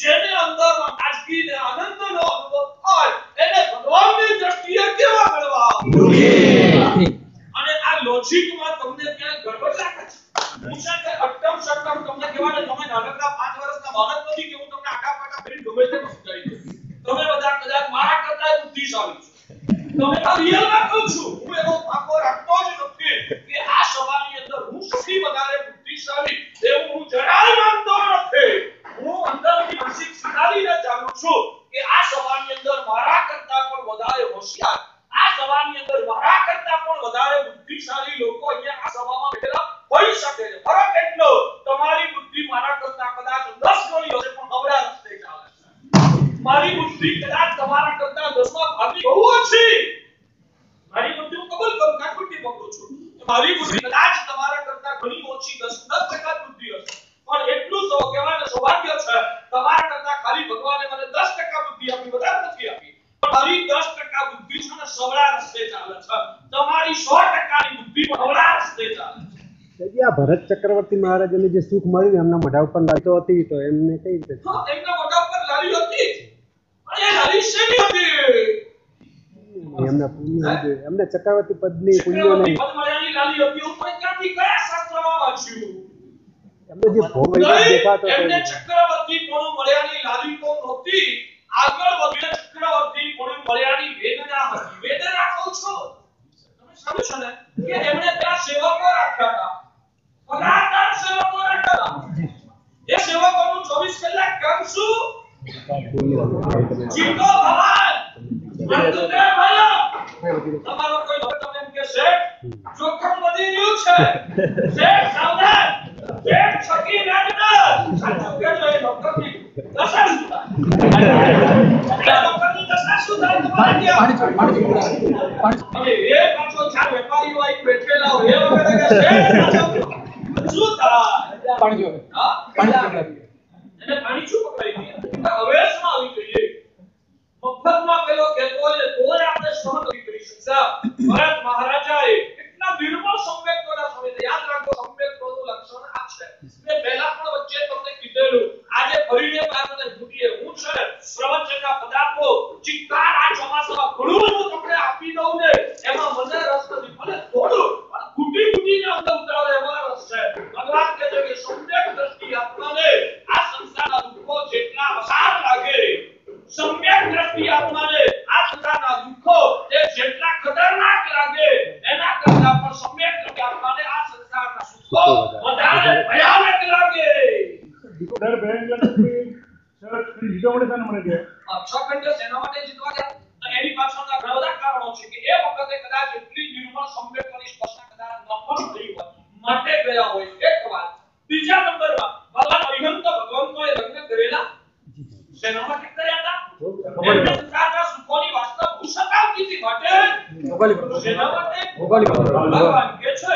કે તીર્થંકર ભગવંતોને નિકાચિત કરો યાદ રાખો પુણ્ય કર્મ પણ નિકાચિત હોઈ શકે પાપ કર્મ પણ નિકાચિત હોઈ શકે અને નિકાચિત કર્મ તે છે જે ભોગવ્યા વિના છૂટતું નિકાચિત કર્મ તે છે જે ભોગવ્યા વિના છૂટતું નથી પ્રભુ કાઢી હતા પ્રભુએ પોતાના જ્ઞાનથી જોયેલું કે મારું ભોગાવલી કર્મ નિકાચિત છે હું આ દીક્ષા લઈ રહી છે હજુ એટલા મારા ચારિત્ર મોહની અને ભોગાવલી કર્મ ખપ્યા નથી એટલે એ કર્મને કપાવવા માટે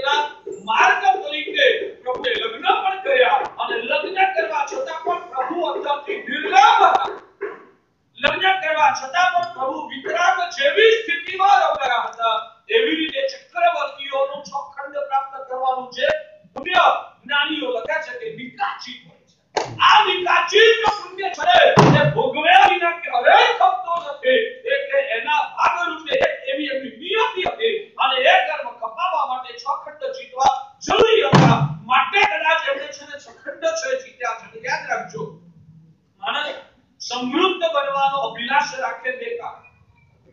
એક તો એને અંદર તીવ્ર આસક્તિ હોય ને તો પણ એ કહેવાય આ સંપત્તિ મેળવવાનો અભિલાષ રાખે, અને પોતાના આશ્રિતોને દુઃખમાંથી મુક્ત કરવા હોય ને એના માટે પણ સંપત્તિનો અભિલાષ રાખે.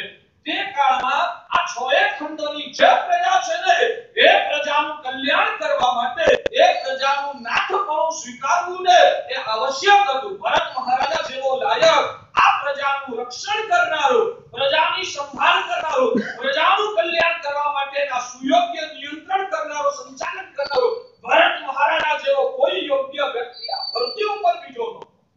ભરત મહારાજા એ વખતે માનો કે દાખલા તરીકે આ સંસાર છોડીને ચલ્યા જાય ને તો આ ધરતી ન ધણિયાતી થઈ જાય, અને ન ધણિયાતી એવી આ ધરતી પરની પ્રજા છે ને સીધાતી જાય.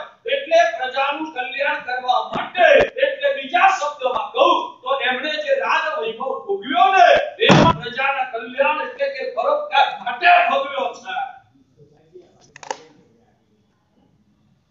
ચારિત્ર મોહનો ઉદય ભગવાન કહે છે કે દર્શન મોહનીય કર્મનો ક્ષય થવા છતાં, એટલે કે મિથ્યાત્વ અવૈધ હોવા છતાં ચારિત્ર મોહનીયનો જીવન શ્રેષ્ઠ જ્યારે ઉદય હોય ને ત્યારે એ ઉદયની અંદર જીવ છે ને મોહના આવેશની અંદર આવી જાય. અંદરથી સમજતો હોય, અંદરથી સમજતો હોય કે આ બધું વિનાશી છે, પણ એકવાર માટે તમે સમજો છો ને આવું છોડીને જવાનું છે અને તોય કે આ પાગલ થઈ જાવ છો. પણ તમે જ્યારે પાગલ થાવ છો ને ત્યારે છોડીને જવાનું છે ને એ આંતર મનમાંથી જ ઉઠી જાય છે. જ્યારે ભરત મહારાજા છે ને છોડવાનું છે એવી સમજ એમની અંદરમાં જીવતી હતી. ચારિત્ર મોહના ઉદયથી એકવાર એમાં ખેંચાઈ ગયા, એકવાર આવેશ આવી ગયો, પણ આંતર મનની અંદર એ સમજતા હતા કે આ ખોટું છે.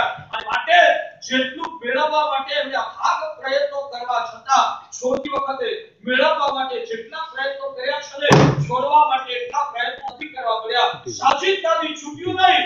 આ પેલા કહેવાય આરિશા ભવનની અંદર ખાલી વીંટી, એ વીંટીના આ વીંટી વગરની આંગળી જોતા એમને વૈરાગ્ય થઈ ગયો. કેમ થયો? અંદર ઉપાદાન પૂરું પડી જ ગયું. ઉપર એ કહેવાય ને આવેશનો ઘટાડો હતો, એ ફૂટકો ફૂટી ગયો. એટલે અંદરનો વૈરાગ્ય પ્રજ્વલિત બની ગયો. એટલે આપણી વાત એ છે કે જે આત્મા સમ્યક દ્રષ્ટિ બન્યો હોય, તમે સમ્યક દ્રષ્ટિ બન્યા છો કે નહીં અહીંયા મારા શિષ્ય ઘણા લોકો બહુ સમ્યકનો ઠાકો લઈને જીવતા હોય છે. અમે સુદેવ સુગુરુ સુધર્મને માનનારા, અમે તો કહેવાય ને શાસનને વફાદારીથી આચરણ કરવાવાળા, અમે તો કહેવાય ને આવા ને તેવા એમ કરીને જે પોતાના સમ્યકનો ઠાકો રાખતા હોય ને એ લોકોને રિક્વેસ્ટ કરું છું કે ભગવાનના વચનને તારી જાત સાથે સરખાવવાનો પ્રયત્ન કરજે. ભગવાન કહે છે કે જેને સંસારના દુઃખો જેટલા ભયાનક લાગે એના કરતા પણ સંસારના સુખો જેનો દારા ભયાનક લાગતા હોય ને ભગવાન કહે છે એ આત્મા સમ્યક દ્રષ્ટિ છે. અંતરચક્ષુ દ્વારા જેણે આ કર્મની વિચિત્રતાઓને જાણી છે, જેણે જન્મ મરણના કહેવાય ને ભેદને જેણે બરાબર અંદરથી આખ્યા છે, જેણે હું શરીર કરતા આત્મા જુદો છું, આ શરીર અને ઉદ્ગમ વિનાશી છે, હું તો ચૈતન્ય સ્વરૂપ જીવાત્મા છું, આ સત્ય જેણે અંદરથી ઘૂંટીને સમજાયેલું છે, ગમે તેટલી સંપત્તિની રેલમ છેલ થઈ પણ જે દિવસે પુણ્ય પરવાર્યું, જે દિવસે આંખ મીચાઈ એ દિવસે આ બધું છૂટી જવાનું છે. આવી સમજણના કારણે જેનો આત્મા અંદરથી નિયમ બનીને જીવે છે ને ભગવાન કહે છે એ આત્મા સમ્યક.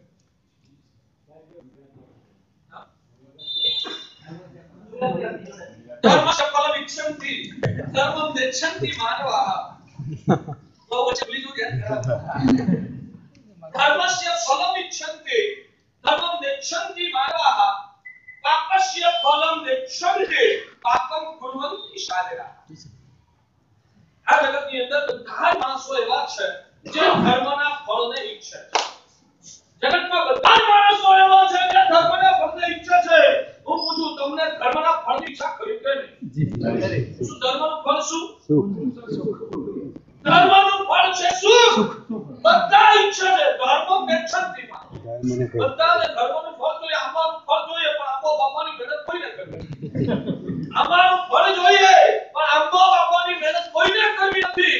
એવી રીતે ભગવાન કહે ધર્મનું ફળ બધાને જોઈએ,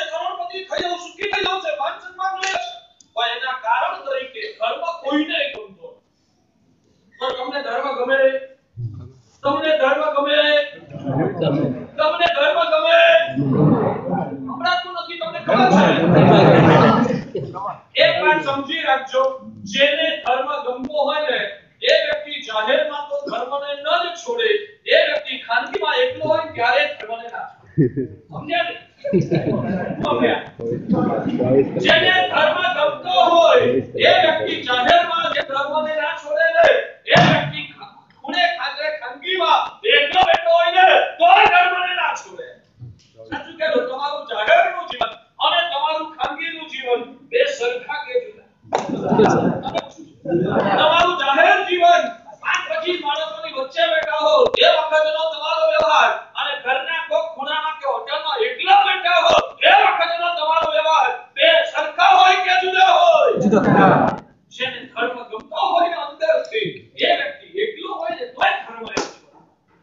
અને મારે કહેવું છે કે જે વ્યક્તિ જાહેરમાં ધર્મ કરે છે પણ ખાનગીની અંદર ધર્મને છોડીને પાપને પણ સેવી લેતો હોય છે પ્રેમથી, મજાકથી, ભગવાન કહે છે કે એનો કરેલો ધર્મ એ દુનિયાનો દેખાડો છે, એનો કરેલો ધર્મ એ જગતને ઠગવા માટેનો દંભ છે, એનો કરેલો ધર્મ એ આત્મવંચના છે. સાચું કે મારે તમારા બધાના ખુલીને જવાબ નથી દેતા. તમે ખાલી તમારી જાતની પાસે તમારો ખુદનો જવાબ મેળવી લેજો કે તમે જે ધર્મ કરો છો આ વ્યાખ્યા અનુસાર તમારો ધર્મ એ વાસ્તવિક છે કે તમારો ધર્મ એ દંભ છે? બધા અવાજ છે, હું મારો કહેવાનો આક્ષેપ નથી કરતો. આપણે આપણી જાતને પૂછી લેવાનું અને જો અંદરથી જવાબ મળતો હોય તો ભગવાન કહે છે કે આ દંભને ઓગાળવાની સાધના કરવી જોઈએ. હવે જાતે આ પ્રવચનના શબ્દો છે ને હૃદય સુધી શ્વાસરા ઉતારીને અંદરમાં સુધારવાનો પ્રયત્ન કરવો જોઈએ અને માની લેવાનું કે મને ખરેખર ધર્મ ગમતો નથી.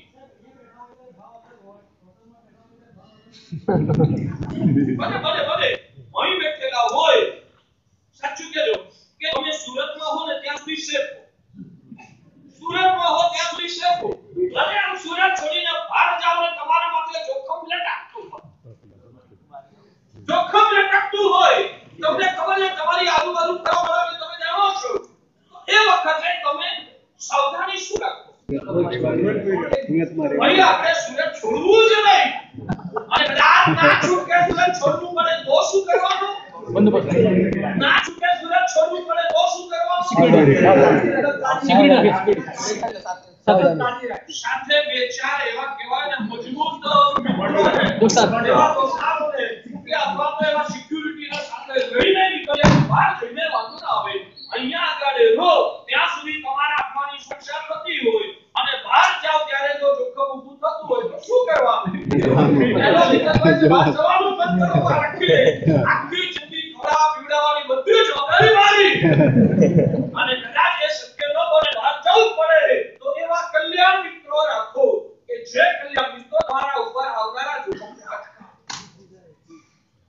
તમારા એવા કલ્યાણ લોકો જે તમને હોટલમાં જતા હો ને તો રોકે નહીં જવાનું, જે તમે ક્યાંક સામાયિક કરવાનો પ્રમાણ કરો તો ફોન કરી કે આજે સામાયિક નથી કર્યો, તમને ખોટું કરતા અટકાવે અને તમને સતત ધર્મની પ્રેરણા કરે. સાચું કહેજો કે તમને એવા મિત્રો ગમે કે જે તમારી ખુશામત કરે, તમારી આમ કહેવાય પ્રશંસા કરે અને તમને ગમે એવી રીતે સંસારની ક્રિયાઓમાં પણ તમને જોતરી જાય, તમને મીઠું મીઠું બોલે, એવા મિત્રો ગમે કે કલ્યાણ મિત્રો તમને ગમે? ભરત મહારાજા પછી લઉં છું ધર્મસ્ય ફલમ નિચ્છતિ પાછો આવશે.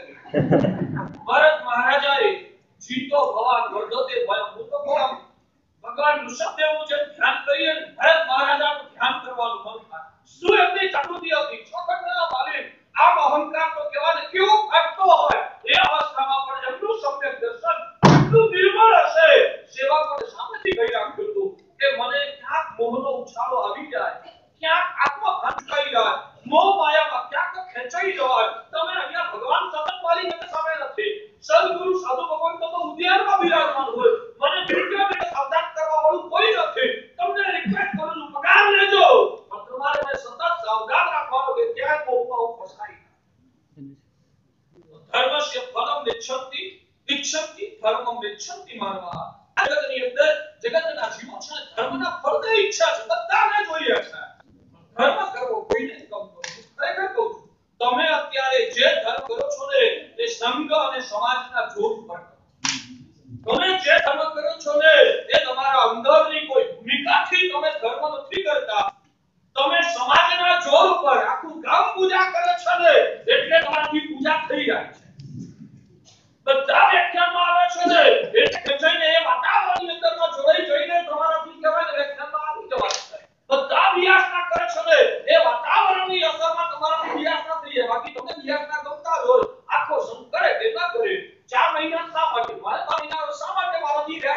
મજાથી થાય છે. આખું ગામ પ્રદૂષણ કરી વ્યાસના સુનો ભલે છોડતું, મને કોઈ તકલીફ નથી. મારું મન અને ઇન્દ્રિયો સંયમમાં રહેતા હોય, જો મારા આત્માનું કલ્યાણ થતું હોય, મારો પરલોક સુધરતો હોય, મારા આત્માનું કલ્યાણ થતું હોય, તો મારે આ 50 દિવસ વ્યાસના સરસ ગયા, તો 51માં દાડે મારે છોડવાની જરૂર શું છે?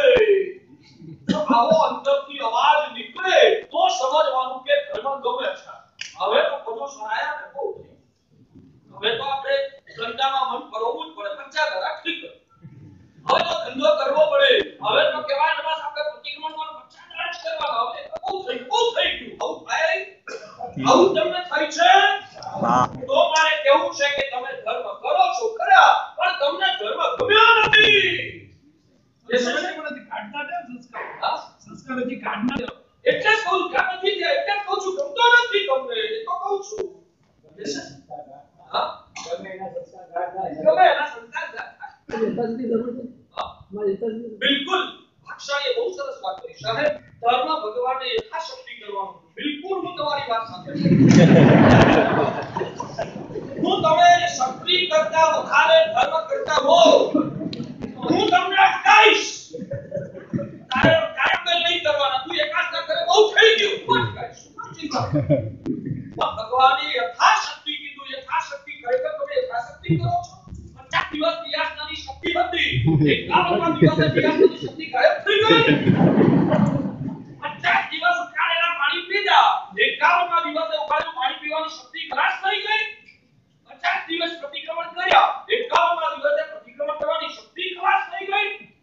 શક્તિ તો તમારી ભારે મહેનત કરવાની છે, પણ તમે પ્રમાદને વશ થઈને તમારી શક્તિને છુપાવો છો અથવા તો શક્તિ પ્રમાણે કરતા નથી. એ મોટી તકલીફ. યાદ રાખજો, એક વ્યક્તિ પોતાની શક્તિ છુપાવ્યા વિના વ્યાસનું કરે અને એક વ્યક્તિ શક્તિ છુપાવીને અઠમ કરે છે, તો અઠમ ચડે કે વ્યાસનું ચડે? વ્યાસનું. એની શક્તિ વ્યાસનું કરતા વધારે કરવાની છે જ નહીં. એની શક્તિ જેટલી છે વ્યાસની વધારે નથી કરી શકતો. એને પિત્ત ચડી જાય, ઉલટી થાય, એને એસિડિટીની તકલીફ છે, આમ જતા કોકરી કહેવાય તકલીફ છે, વધારે ખાઈ શકતો નથી, તકલીફ છે. પણ એ હિંમત કરીને પણ વ્યાસનું કરે છે. અંદર માન સવારો પ્રોટેક્ટ છે. અને પેલા વ્યક્તિની શક્તિ 28 16 માસ્કમાં કરવાની. આપણે તો બધા આમ કરે છે, 800 આતંક કર્યો બહુ થઈ ગયું. તો ભગવાન કહે છે કે શક્તિ માસ્કમાંથી હોવા છતાં અઠમ કરે છે અને પેલો પૂરી શક્તિ વાપરીને વૈષ્ણવ કરે છે, તો અઠમ કરનારા કરતા પણ વિષ્ણુ કરનારો છે. અને એટલા માટે મેં તમને ભલામણ કરી કે આપણે આ બુધવારના દિવસથી છે ને અઠમમાં જોડાશું. અઠમમાં દરેકે જોડાવાનું. મારા ભગવાને અઠમ ફરજિયાત કીધેલો છે, ફરજિયાત નહીં. જેની શક્તિ મોટી હોય એને ફરજિયાત અઠમ કરવાનો છે. અઠમ ન કરે તો પ્રભુની આજ્ઞાનો ભંગ કર્યાનું પાપ લાગે. યાદ રાખજો, વાસકરણ ન કરે તો પ્રભુની આજ્ઞાનો ભંગ કર્યાનું પાપ નથી લાગતું. 16 બધું કે 28 ન કરે તો પ્રભુની આજ્ઞાનો ભંગ કર્યાનું પાપ નથી લાગતું. અઠમ ના કરે તો ભગવાનની આજ્ઞાનો ભંગ કર્યાનું પાપ લાગે. એટલે કોઈની ઉપર દબાણ નથી, કોઈ ફોર્સ નથી. તમારે હૈયે હાથ લઈને જાતે પૂછવાનું, મેં તમારા 28 16 બધું અઠમ કરેલા છે, મારાથી થાય છે? અંદરથી ખબર પડે કે જો થોડું સત્વ ભેળવું ને તો થઈ જાય. આવો જેને અંદરથી અવાજ મળતો હોય એને શક્તિ છુપાવ્યા વિના આ અઠમની અંદર જોડાવા. જેને એક પણ અઠમ ના કર્યો હોય એને શું? દરેક વ્યક્તિને જિંદગીમાં ક્યારેક તો પહેલી જ શરૂઆત હોય છે કે એને પણ આ દિવસે ઉપવાસ કરવાનો. પહેલા દિવસે ઉપવાસ કર્યા પછી બીજા દિવસે સવારે અંદરથી અવાજ નીકળે, થોડું સત્વ પૂરવી તો વાંધો નહીં આવે, તો એને બીજો ઉપવાસ કરવાનો. અંદરથી જવાબ મળે કે ના થઈ જાય તો આગળ કરવાની છોડ. એટલે દરેક ભાગ્યશાળી માટે દ્વાને અઠમ ફરજિયાત થયો છે. અને અઠમ કર્યા પછી જો શક્તિ હોય અને છતાંય પાછું કરે તો પાપ લાગે. એટલા ગર્ભ બંધા એને કોનો એટલો ઉદય કરે. બેસેને મગજમાં. એટલે અઠમ કર્યા પછી શક્તિ વગર કોઈએ પણ ચોથો ઉપવાસ નહીં કરવાનો. નૌકાસીનું મખાણ લેવા આવી જજો, હું આપીશ. પણ જેને શક્તિ ન હોય તેને, અને શક્તિ હોય છતાંય પાલું કરો તો પાપ લાગે. પણ અઠમ ના કરો તો બિલકુલ પાપ લાગે. એટલું ધ્યાન રાખજો. મૂળ વાત પર પાછા ચાલીએ. ધર્મસ્ય ફલમ ઇચ્છન્તિ ધર્મમ નિચ્છન્તિ માનવાઃ પાપસ્ય ફલમ નિચ્છન્તિ પાપમ પ્રવૃત્તિ સારા. સુખ આ જગતમાં બધાને જોઈએ છે, પણ ધર્મ તો પાપસ્ય ફલમ નિચ્છન્તિ. પાપનું ફળ આ જગતમાં કોઈને ગમતું નથી. બોલો પાપનું ફળ કોને ગમે? પાપનું ફળ શું છે? દુઃખ. પાપનું ફળ દુઃખ છે. કોને જોઈએ? કોઈને નથી. આપણ ગુણવંતી સાધના હોશે રાખી વાંચીને પાપ કરે છે. આ જગતની અજ્ઞાનતા છે અને આ અજ્ઞાનમાંથી મુક્ત બનવા માટે ભગવાન કહે છે કે દુઃખને રડવાની કોઈ જરૂર નથી. દુઃખના કારણોને રડો. દુઃખને રડવાની કોઈ જરૂર નથી. દુઃખના કારણોને રડો. દુઃખને ભગાડવા કોઈ મહેનત કરવાની જરૂર નથી. દુઃખના કારણોને ભગાડો. ભગવાન કહે છે દુઃખ શેના કારણે આવે છે? દુઃખના બે કારણો. દુઃખના ભગવાને બે કારણો બતાવ્યા છે. એક છે બાહ્ય કારણ અને બીજું છે અભ્યંતર કારણ. દુઃખના ભગવાને બે કારણો બતાવ્યા છે. એક છે બાહ્ય કારણ અને બીજું છે અભ્યંતર કારણ. ભગવાન કહે છે પાપ કર્મનો ઉદય એ દુઃખનું અભ્યંતર કારણ. પાપ કર્મનો ઉદય એ દુઃખનું અભ્યંતર કારણ છે અને જન્મ લેવો એ દુઃખનું બાહ્ય કારણ. જન્મ લેવો એ દુઃખનું બાહ્ય કારણ છે. સાચું કે આ જગતની અંદર સૌથી મોટામાં મોટું દુઃખ તમે કોને માનો? તમે જે માનતા હોય એનું પૂછો. આ જગતની અંદર સૌથી મોટામાં મોટું દુઃખ કઈ વાત છે? જન્મ લેવો એ શું જન્મ લેવો એ? ઉલ્લુ બનાવો છો. હવે મને ઉમરામાં આવ્યા લગભગ મહિનો થવા આવ્યો. એક મહિનામાં તમને બધાને બરાબર ઉઠી લીધા છે. અહીંયા આગળ મને કહે કે સાહેબ જન્મ એ જ દુઃખનું કારણ છે. એટલે હું સારી રીતે ઓળખું કે આ માણસ મને માખણ લગાડવા આવ્યો. કારણ કે મને ખબર છે અહીંયા આગળ મને એમ કહે છે કે જન્મ એ દુઃખનું કારણ છે અને એના જ ઘરે દીકરાને દીકરો થાય છે તો આજુબાજુ કેના વેચવા નીકળી જાય. તો અહીંયા બોલે છે એ સાચું કે ત્યાં વર્તે છે ત્યાં સાચું. શું મેં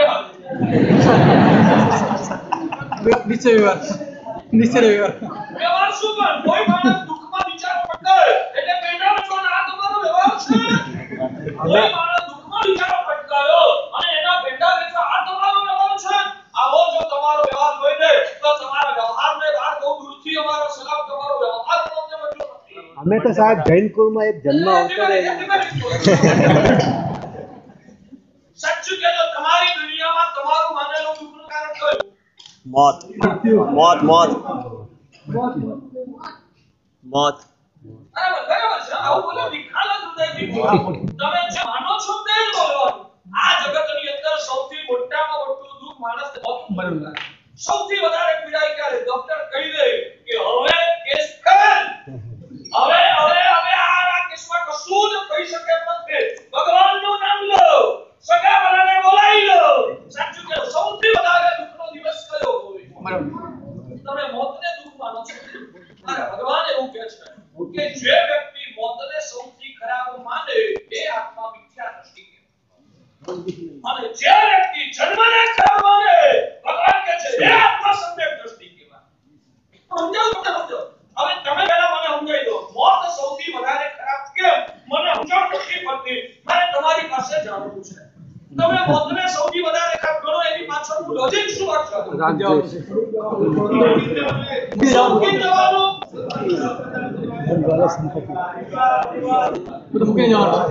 હું તમને એક વાત કહું. મોત જેવી શ્રેષ્ઠ ઘટના અપેક્ષાએ આ જગતમાં બીજી એક નથી. મોત જેવી શ્રેષ્ઠ ઘટના લોજિકલી સમજાવ. અને તમારી દ્રષ્ટિએ મારી દ્રષ્ટિએ તમારી દ્રષ્ટિએ ભગવાન કહે છે કે આ જગતના બધા જ દુઃખો છે ને જન્મની સાથે સંકળાયેલા. આ જગતના બધા જ દુઃખો જન્મની સાથે સંકળાયેલા. સાચું કહેજો. રોગ કોને આવે? જન્મેલાને આવે કે મરેલાને? રોગ કોને આવે? જન્મેલાને આવે કે મરેલાને આવે? એક્સિડન્ટ કોને થાય? જન્મેલાને થાય કે મરેલાને થાય? ગરીબી કોને આવે? જન્મેલાને આવે કે મરેલાને આવે? અપમાન કોનું થાય? જન્મેલાનું થાય કે મરેલાનું થાય? મચ્છર કોને કરે? જન્મેલાને મરે કે જન્મેલાને કરે કે મરેલાને કરે? અને મોત કોનું આવે? જન્મેલાને આવે કે મરેલાને મોત આવે? આ જગતના કેટલા પણ દુઃખો છે ને એ બધા જ દુઃખો જન્મની સાથે સંકળાયેલા. હવે હું પૂછું મરેલાને મચ્છર કરે? કરે કોન્ફિડન્સ. મરેલાને એક્સિડન્ટ થાય? ના. મરેલાને રોગ આવે? મરેલાને ગરીબી આવે? ના. મરેલાનું અપમાન થાય? મરેલાને કયું દુઃખ આવે? જવાબ એટલે જમથી જ આવે ને હું એ જ કહું છું. મરેલાને કયા દુઃખ આવે? મારે એ કહેવું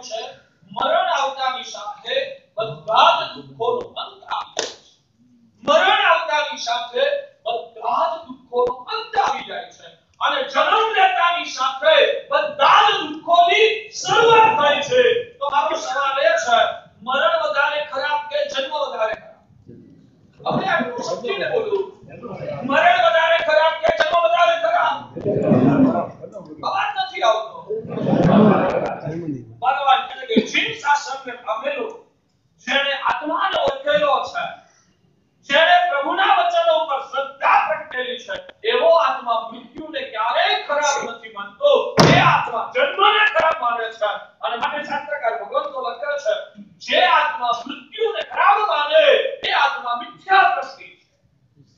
જે આત્મા મૃત્યુને ખરાબ માને તે આત્મા મિથ્યા દ્રષ્ટિ છે. જે આત્મા જન્મને ખરાબ માને ને એ આત્મા સમ્યક દ્રષ્ટિ છે. વિયોગ ખરાબ નથી, સંયોગ જ ખરાબ છે. પહેલા સર્વત્ર પ્રવચનોમાં કીધેલું આ જગતમાં જેટલા પણ દુઃખો પેદા થાય છે ને અમારા ત્યાં સંસાર કોશની અંદર ભગવાને અમને સતત સજા રાખ્યા છે. સંજોગ મૂલા જીવેણ વત્તા દુઃખ પરંપરા. અને જન્મતાની સાથે સંજોગો થાય. શેના સંજોગો થાય? સુખના સંજોગ થાય કે દુઃખના સંજોગ થાય? બધા જ દુઃખો જન્મની સાથે સંકળાયેલા છે. દુઃખો પહેલા ગણાવ્યું અકસ્માત જન્મેલા ને, રોગ જન્મેલા ને, ગરીબી જન્મેલા ને, અપમાન જન્મેલા ને, ટેન્શનો જન્મેલા ને, જેટલા દુઃખો ગણો એ જન્મેલા ને. પાપો કોને થાય? જન્મેલા ને પાપ થાય કે મરેલા ને પાપ થાય? હિંસા કોણ કરે? જન્મેલો કે મરેલો?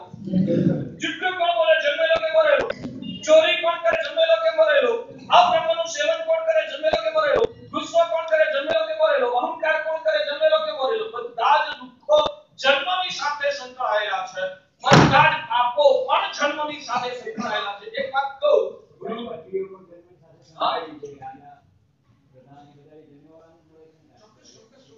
એક વાત તમને કહું, બિલકુલ બિલકુલ બહુ સરસ.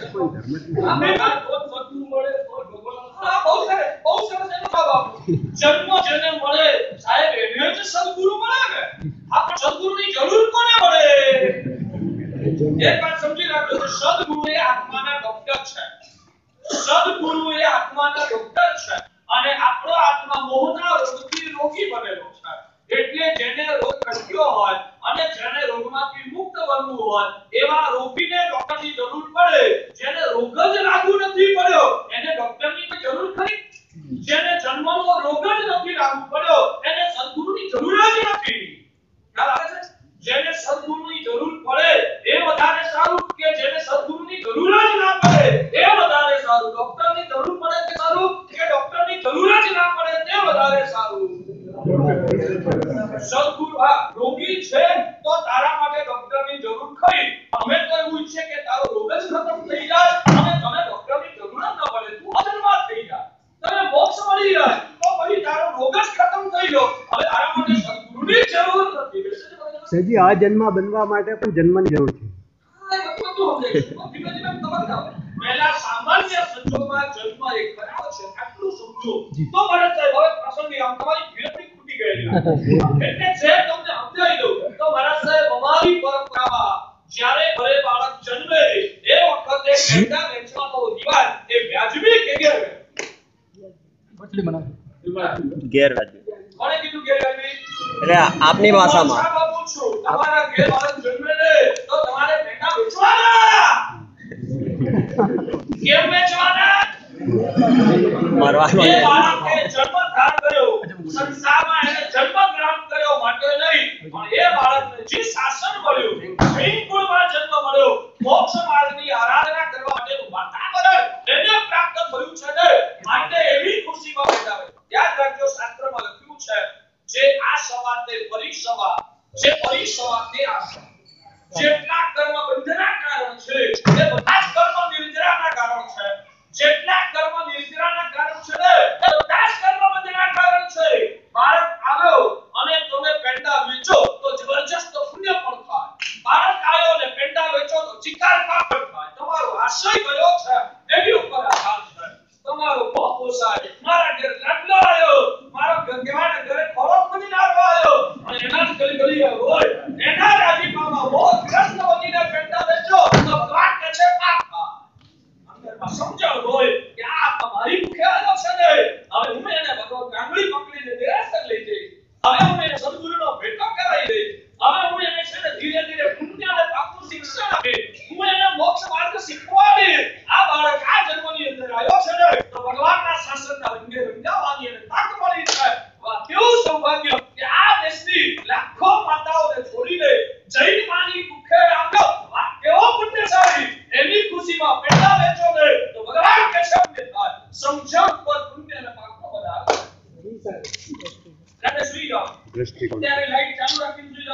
દ્રષ્ટિકોણ રાત્રે સુઈ જાઓ ત્યારે લાઈટ ચાલુ રાખીને સુઈ જાઓ કે લાઈટ બંધ કરીને સુઈ જાઓ? લાઈટ બંધ કરો તો પુણ્ય થાય કે પાપ થાય? જે આ સવાલ તે પરી સવાલ, જે પરી સવાલ તે આ સવાલ. લાઈટ બંધ કરી કેમ કરી? લાઈટ ચાલુ હોય ને તો ઊંઘ નથી આવતી. લાઈટ ચાલુ હોય ને ઊંઘ નથી આવતી, મજા નથી આવતી. અંધારું હોય ને તો આંખ ખીચાઈ જાય, ઊંઘ આવે, મજા આવે, સરસ ઊંઘ આવી જાય. માટે લાઈટ બંધ કરો તો પાપ. લાઈટ આખી રાત જરૂર નથી, ખાલી વળ્યા કરે તો બી પડે. માટે લાઈટ બંધ કરી દો તો પાપ થાય. અને જરૂર નથી આખી રાત આ લાઈટના જીવોની હિંસા નિરર્થક કરવાની શું જરૂર છે? ખોટી બિનજરૂરી જીવોને હિંસા ન થાય માટે લાઈટ બંધ કરો તો પુણ્ય થાય. સમજણ પડે છે? નથી પડતી અવાજ? જે આ સવાથી પરી સવા, જે પરી સવાથી આ સવા, એકની એક ક્રિયા. આશય બદલાય તો એ જ ક્રિયા પુણ્ય થઈ જાય.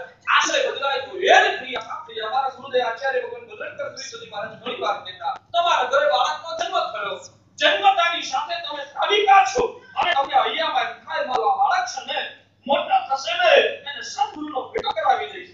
મારી પાસેથી એને ગુરુમાની સાથે જોડી દઈશ, એને ચરિત્ર અપાવીશ, હું એને સરસ રીતે કહેવાય એને આત્મકલ્યાણના માર્ગે વાળીશ. બસ મારો દીકરો મોટો થઈને દીક્ષા લે, મારો દીકરો બસ કહેવાય એના જન્મને સફળ બનાવે, મારો દીકરો સિંહાસનનો સિદ્ધાંત બને, મારો દીકરો પ્રભુના શાસનની મોટો થઈને પ્રભાવ રાખે. બસ આ દીકરાના ચારિત્રના વિષય જોવા માંગુ છું.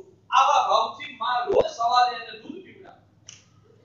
આ ભાવથી એને માંદો હોય તો દવા ખવડાવે.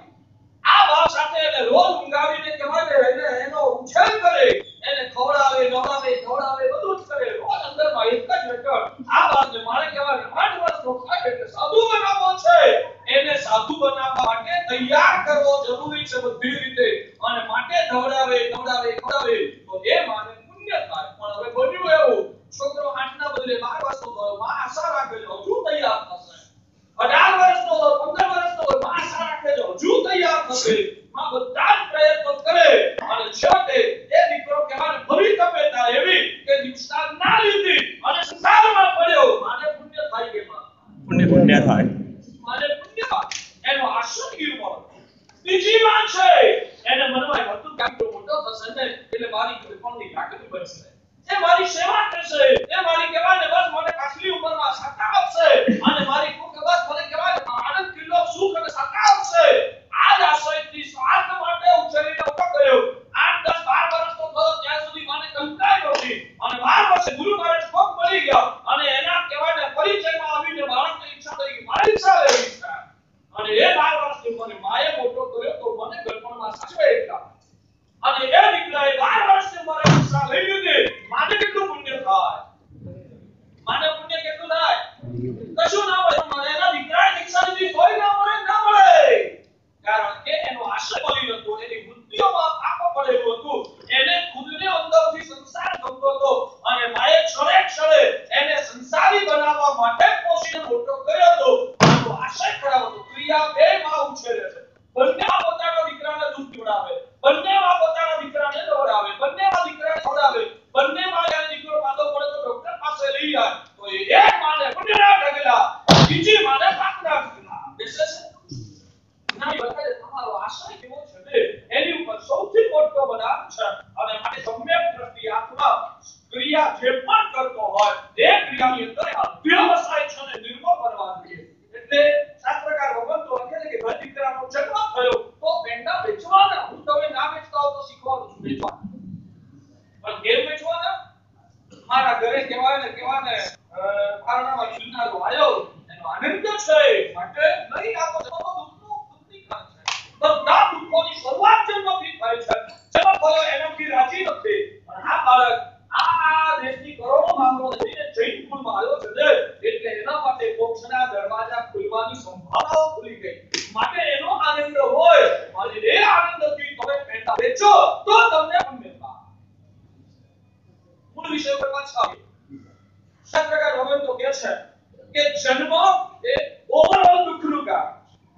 ઓવરઓલ સર્વ સામાન્ય વિચાર કરીએ તો જન્મ એ જ બધા દુઃખની કારણ છે અને માટે ભગવાન કહે છે કે મિથ્યા દ્રષ્ટિ આત્મા રોજ પ્રભુની પાસે જાય છે, પ્રભુ મને મોત બનાવજો, મને મોત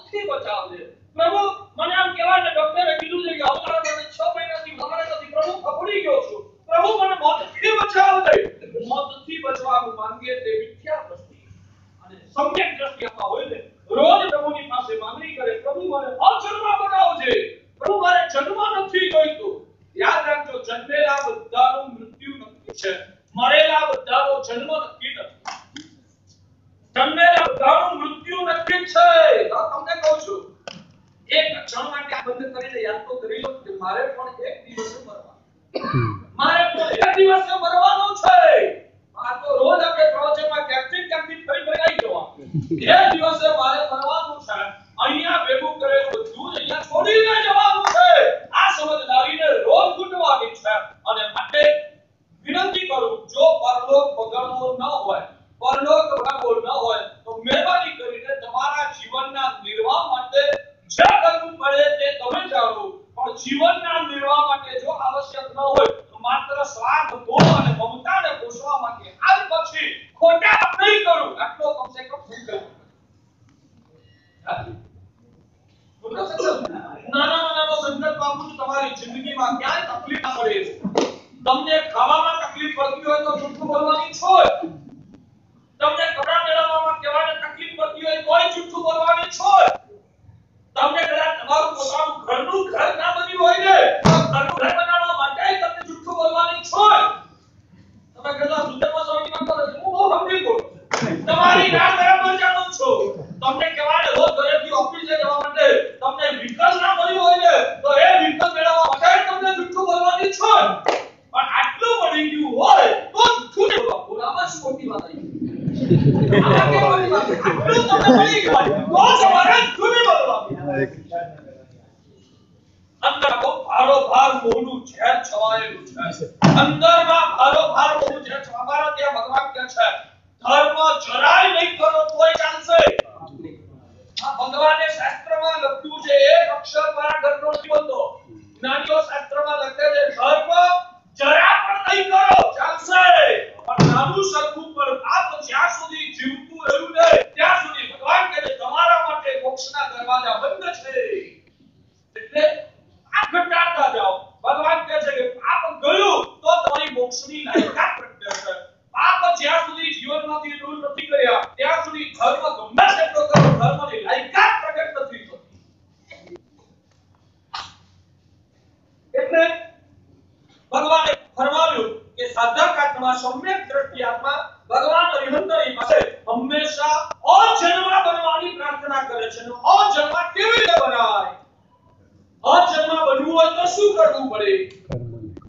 સૂત્ર લખી રાખો. અમર બનવું હોય તો અજન્મા બનવું, અમર બનવું હોય તો અજન્મા બનવું પડે. કારણ કે જન્મ મિટાવ્યા વગર મૃત્યુ ક્યારેય મિટતું નથી. જે જન્મ્યા એ બધાને મરવાનું. ભગવાન મહાવીર સ્વામી તીર્થંકર થયા એમને પણ મૃત્યુ આવ્યું. ભગવાન શાંતિનાથ તીર્થંકર થયા એમને પણ મૃત્યુ આવ્યું. ભગવાન આદિશ્વર તીર્થંકર થયા એમને પણ મૃત્યુ આવ્યું. જે જન્મે બધાને મરવાનું છે. એટલે અમર બનવું હોય તો એની શરત છે અજન્મા. અને અજન્મા બનવું હોય તો શું કરવું પડે? અજન્મા બનવા માટેની શરત ભગવાન ફરમાવે છે અકર્મા બનો. આ જગત આખાની ઉપર કર્મનું સામ્રાજ્ય છે, કર્મનું આધિપત્ય છે. જીવને જે જન્મ મળે છે એ પણ કર્મના કારણે, જીવને જીવનમાં જે કંઈ પણ નાની મોટી ઘટનાઓ બને છે ને એ બધી પણ કર્મના કારણે જ બને છે. રૂપિયા મળ્યા તોય કર્મના કારણે, રૂપિયા ગયા તોય કર્મના કારણે, શરીર નિરોગી મળ્યું તોય કર્મના કારણે, શરીર રોગિષ્ટ મળ્યું તોય કર્મના કારણે, સન્માન મળ્યું તોય કર્મના કારણે, અપમાન થયું તોય કર્મના કારણે. જે કંઈ પણ જીવનમાં પરિસ્થિતિઓ સર્જાય એ બધી જ કર્મના કારણે થાય છે. માનો છો?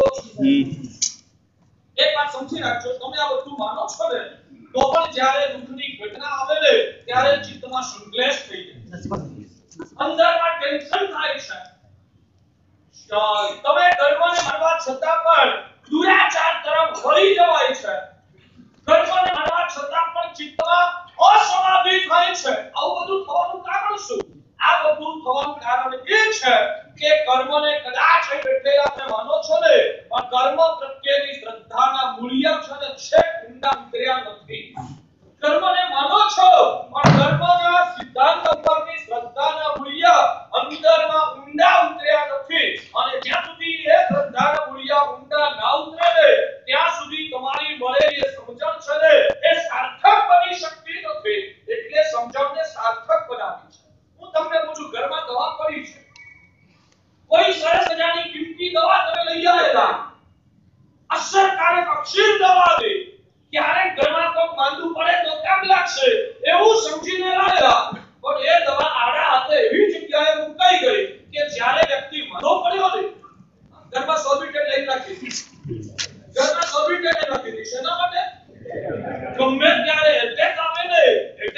જ્યારે આમ કહેવાય કે આપણે દવાવાળાની દુકાને દવા શોધવા જઈએ, જઈને આપણા કલાક નીકળીએ ત્યાં તો કેસ પૂરો થઈ જાય.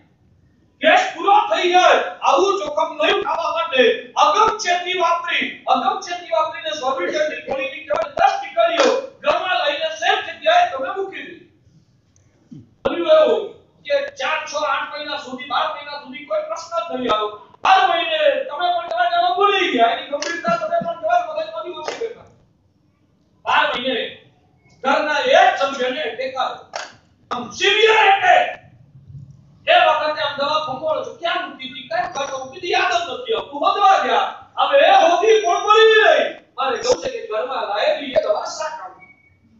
એ દવા કરા પહેલા સ્વાસ્થ્ય થઈ ગયા, અહીંયા કરે હાલ બેસી ગયો અને 2 કલાક પછી હોતા દવા બોલે શું કરવાની? દવા ઘરમાં લાયેલી પણ જે દવા ખરા અવસરે કામ ન આવે, ઉપયોગમાં ન આવે, આપણે કહીએ દવા શા કામ? ઘરની અંદર દીકરાને છે ને ઇમરજન્સી ક્યાંક બહારગામ જવાનું હતું.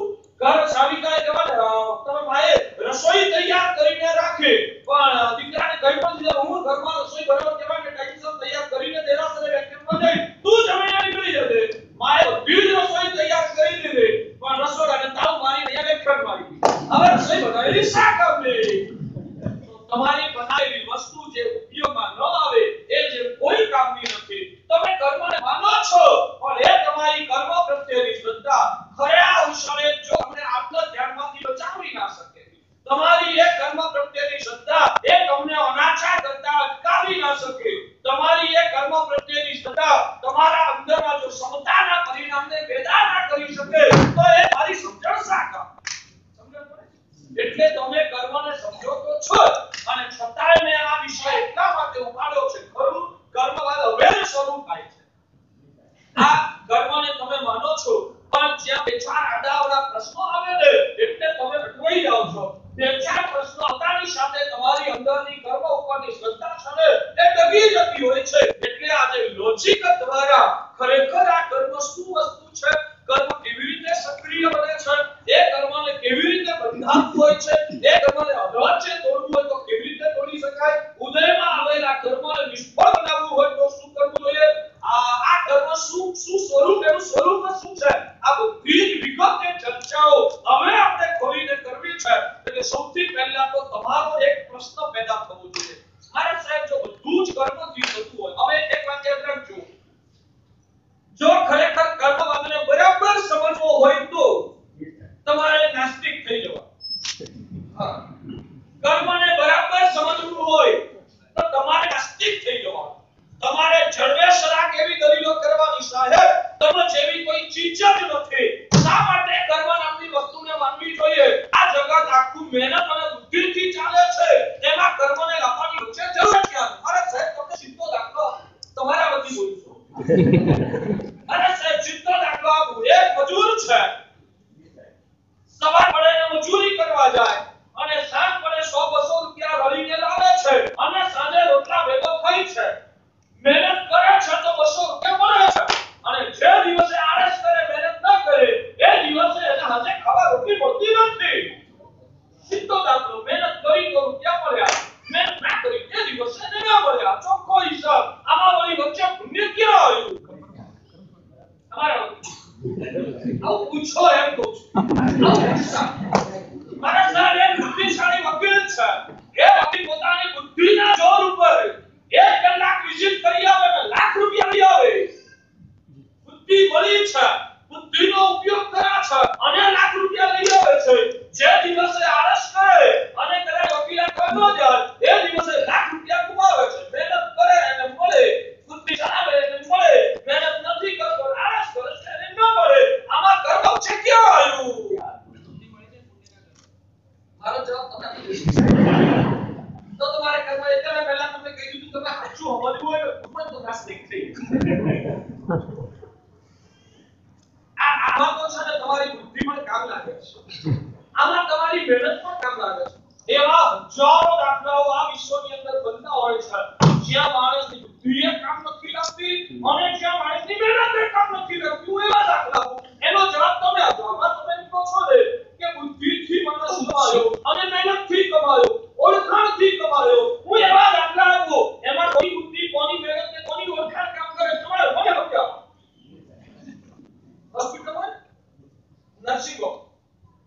નર્સિંગ હોમની અંદર બહુ મોટી હોસ્પિટલ હોય, એક સાથે રોજ કેટલા બાળક જન્મ લેતા હોય? નર્સિંગ હોમમાં એક સાથે કેટલા બાળકો રોજ જન્મ લેતા હોય? એક સાથે 20-25 બાળકોના રોજ જન્મ થતા હોય. પેલી આયાઓ હોય ને, બાળકનો જ્યારે જન્મ થાય ને એટલે એને અંદર લઈ જાય, એને દોડાવે, બધું આમ કહેવાય ને સાફ સુરી કરે છે, જન્મ પશુની પ્રક્રિયા બધી પૂરી કરે. ઘણી વાર એવા દાખલા બને છે જે તમને ખબર નહીં હોય.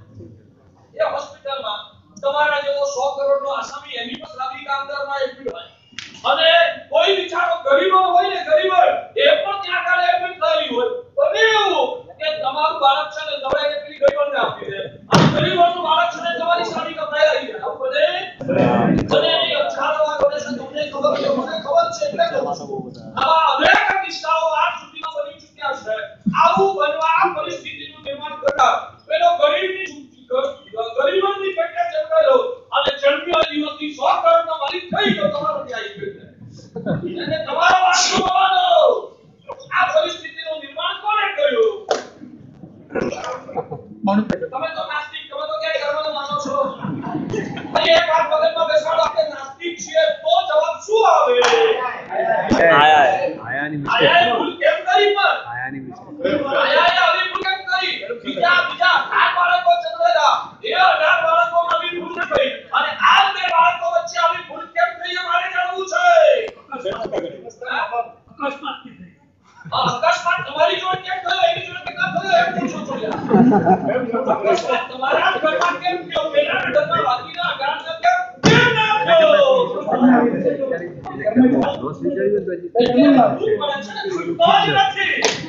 અરે પેલા બાળકનું પુણ્ય હું તપતું હતું. ભલે એવા કોઈ પાપ કરવાનો ઉદય કે ગરીબના પેટે જન્મ લીધો, પણ બીજી બાજુ પુણ્ય એવું તપતું હતું કે જન્મતાની સાથે 100 કરોડના માલિકના ઘરે આવી ગયો.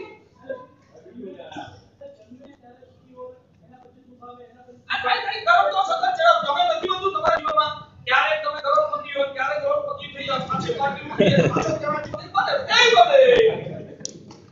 બીજો દાખલો લેવો છે. એક ઘટનાની વાત કરું.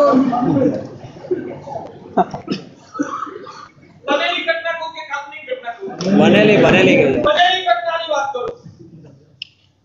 2045ની સાલમાં અમદાવાદની અંદર ઓપેરા સોસાયટી બાજુમાં અમૂલ સોસાયટી, એ અમૂલ સોસાયટીના દેરાસરના ટ્રસ્ટી, એમનું નામ હતું ચીનુભાઈ રાજા. રાજા એમની અટક હતી, ચીનુભાઈ એમનું નામ હતું.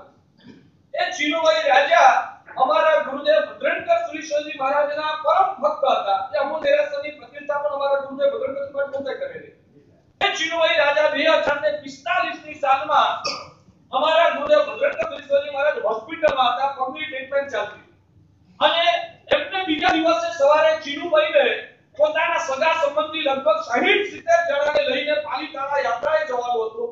એટલે આગલા દિવસે અમારા ગુરુદેવ વંદન કરવા આવે, સાહેબ પાલીતાણા યાત્રા કરવા જઉં છું, સગા સંબંધી 60-70 જણાને લઈને જવાનું છે, આશીર્વાદ લેવા આવ્યો છું અને સાથે સાહેબ પાલીતાણાનું કંઈ કામ સેવા હોય તો કરવા. પાલીતાણામાં અમારા સદાયના સાધુજી મહારાજ હતા, એટલે ચિઠ્ઠી લખવાની હતી, સાહેબ ચિઠ્ઠી લખીને આપી દીધી. આશીર્વાદ લઈને ચીનુભાઈ ગયા. એક લક્ઝરી બસ હતી અને સાથે ફિયાટ કાર. 2045ની વાત છે, તો મારુતિઓ નથી આવી. 2045માં ફિયાટ કારમાં 8 સભ્યો હતા અને લક્ઝરી બસ ઓપરેટર કાર હતી. અમદાવાદથી પાલીતાણા લગભગ 250 કિલોમીટર પોતે યાત્રા કરી. પાલીતાણાની જે કંઈ પણ કાર્યવાહી હતી બધી પતાવી. પાલીતાણાથી બીજા દિવસે સાંજે રિટર્ન નીકળ્યા. પાલીતાણાથી નીકળીને અમદાવાદ આવતા છેક બાવળા સુધી આવ્યા. બાવળા એટલે અમદાવાદથી ખાલી 20 કિલોમીટર. દરમિયાનમાં બસની અંદર બેઠેલી બે નાનકડી પરિવારની દીકરીઓ 10-12 વર્ષની ઉંમરની, બાળક એટલે બાળક, એ બાળક બાળિકાઓને મનમાં એક કહેવાને ઈચ્છા જાગી, દાદા અમને, દાદા તે વખતે ફિયાટમાં હતા, ચીનુભાઈ રાજા પોતે ફિયાટમાં હતા, પણ એમના દીકરા દીકરીઓને એ બધા લક્ઝરીમાં હતા. એટલે છોકરા બે બાળિકાઓએ એના મમ્મી પપ્પાને જીદ પકડી કે અમારે મોટરમાં બેસવું, મોટરમાં ફિયાટમાં બેસવું. બાળક છે અતિ આગ્રહ કર્યો, પણ અત્યારે જલ્દી ચાલુ હતી, કેવી રીતે બેસાડવા? એટલે માતા પિતાએ આશ્વાસન આપ્યું કે બેટા જો આગળ જતા બસ આપણે ક્યાંક ઉભા રહેવાનું થશે ને તો તમને ગાડીમાં બેસાડો.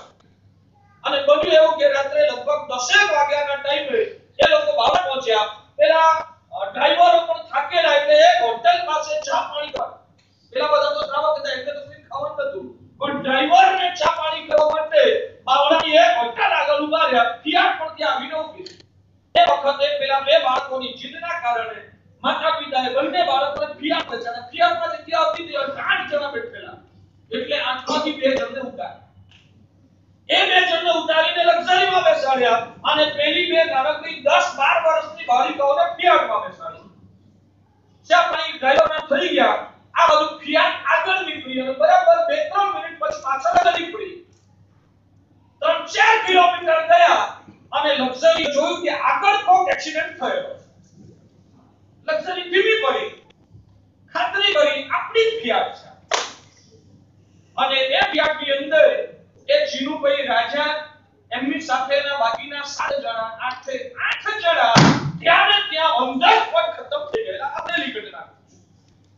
તો મારો સવાલ એ છે કે આ ઘટના પેલી 2 બાળિકાઓ અમદાવાદથી પાલીતાણા પહોંચી લક્ઝરીમાં, પાલીતાણાથી બાવળા સુધી આવી લક્ઝરીમાં, હવે બાવળાથી ખાલી 20 કિલોમીટર અમદાવાદ બાકી રહ્યું છે અને એની અંદર એમને આ લક્ઝરીમાં ફિયાટમાં ગોઠવવાની વ્યવસ્થા કરનારું પરિબળ કર્યું. એટલે ઈચ્છા જાગી ત્યાં સુધી ઠીક છે, લક્ઝરી વચ્ચે ઊભી ના રહી તો અમદાવાદ પહોંચી જાય. પણ વચ્ચે ડ્રાઈવરનું ઉભા રહેવું, એમાં પણ આવી રીતે ગોઠવણ થઈ જવી. હવે એ ગોઠવણ થઈ ત્યારે ફિયાટમાંથી 2 જણને બહાર કાઢ્યા. હવે એ બાકીના 6 માંથી કોઈનો નંબર ના લાગ્યો. આ 2 જણને જ્યારે ફિયાટમાંથી લક્ઝરીમાં લીધા, સાચું કહેજો, તમને ફિયાટમાંથી લક્ઝરીમાં લઈએ તમને કેવું લાગે?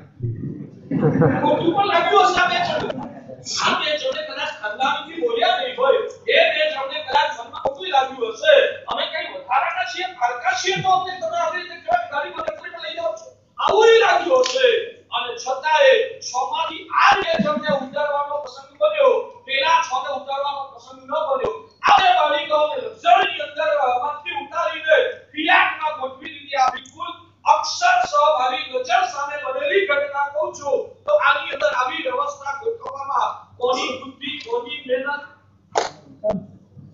કયું પરિબળ કામ કરે છે? કયું પરિબળ કામ કરે છે? કર્મ સિવાય કોઈ જવાબ તમારી પાસે હોય તો આપો. નિશ્ચય છે. એટલે ભાષા તમે માનો તો છો. તમને એમ લાગે કે સાહેબ આ તો બધું અમે જાણીએ જ છીએ. કદાચ આ સભામાંથી એવો જવાબ આવશે, સાહેબ આ તો અમે જાણીએ જ છીએ, કર્મથી બને કઈ નવું કહો. નવું જ કહેવાનું છે. ખરું ડીપમાં આવે જવાબ. પ્રશ્નો હવે આના પરથી ઘણા પેદા થશે. એક એક પ્રશ્નોના સમાધાન કરતા રહીશું, પણ એ પ્રશ્ન સુધી પહોંચવાની ભૂમિકા તો કરવી પડે. એટલે આ અત્યારે આખી વાતનો બેઝ બનાવી રહ્યો છું. તો ત્યાં આગળ માનવું પડે કે કર્મ દ્વારા જ આવું થાય. હવે કોઈ દાખલાની જરૂર છે? મારી પાસે દાખલાનો ઢગલો છે. તમે કહેતો બીજા 4 દાખલા બતાવ્યા, પણ છેવટે સિદ્ધ આટલું જ કરવાનું. જે બને છે એ જીવના કર્મ પ્રમાણે જ બને છે. હવે સવાલ એ છે કે આ મજૂરને મજૂર કોણે બનાવ્યો? જે મજૂર સવારે જાય છે અને સાંજે મહેનત કરે તો એને 100 રૂપિયા મળે છે, અને જે દિવસે મહેનત નથી કરતો એ દિવસે 100 રૂપિયા નથી મળતા. મારો સવાલ છે, એ વ્યક્તિને મજૂર બનાવવાનું પરિબળ કયું? માનવું જ પડે કર્મના કારણે એ માણસ મજૂર બન્યો. એને નોકરી 200 રૂપિયાની મળી ગઈ.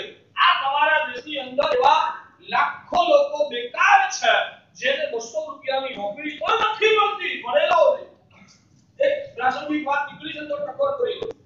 સાચું કહેજો, તમને ખબર છે તમારા દેશની અંદર ભણેલા બેકાર વધારે છે કે અપણ બેકાર વધારે? ભણેલા.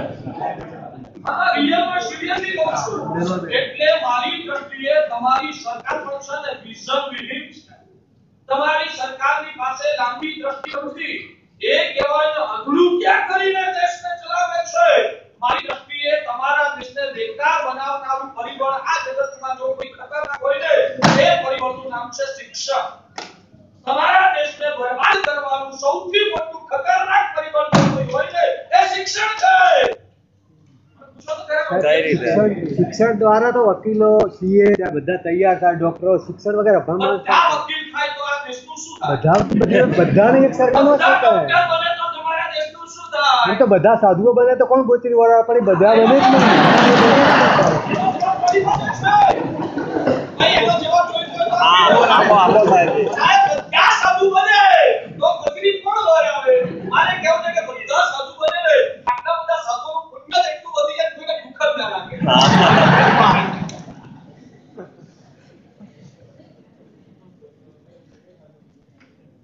કેવું છે કે શિક્ષણ અમારા ખેડૂતની ઉપર પણ જુલમ ગુજારવામાં આવે. તારે 10મા સુધી તો ભણવું જ પડે, તારે બાળમજૂરી તો કરાય જ નહીં. અમારા ખેડૂતની ઉપર આવું કરે જુલમ લાગવામાં આવે.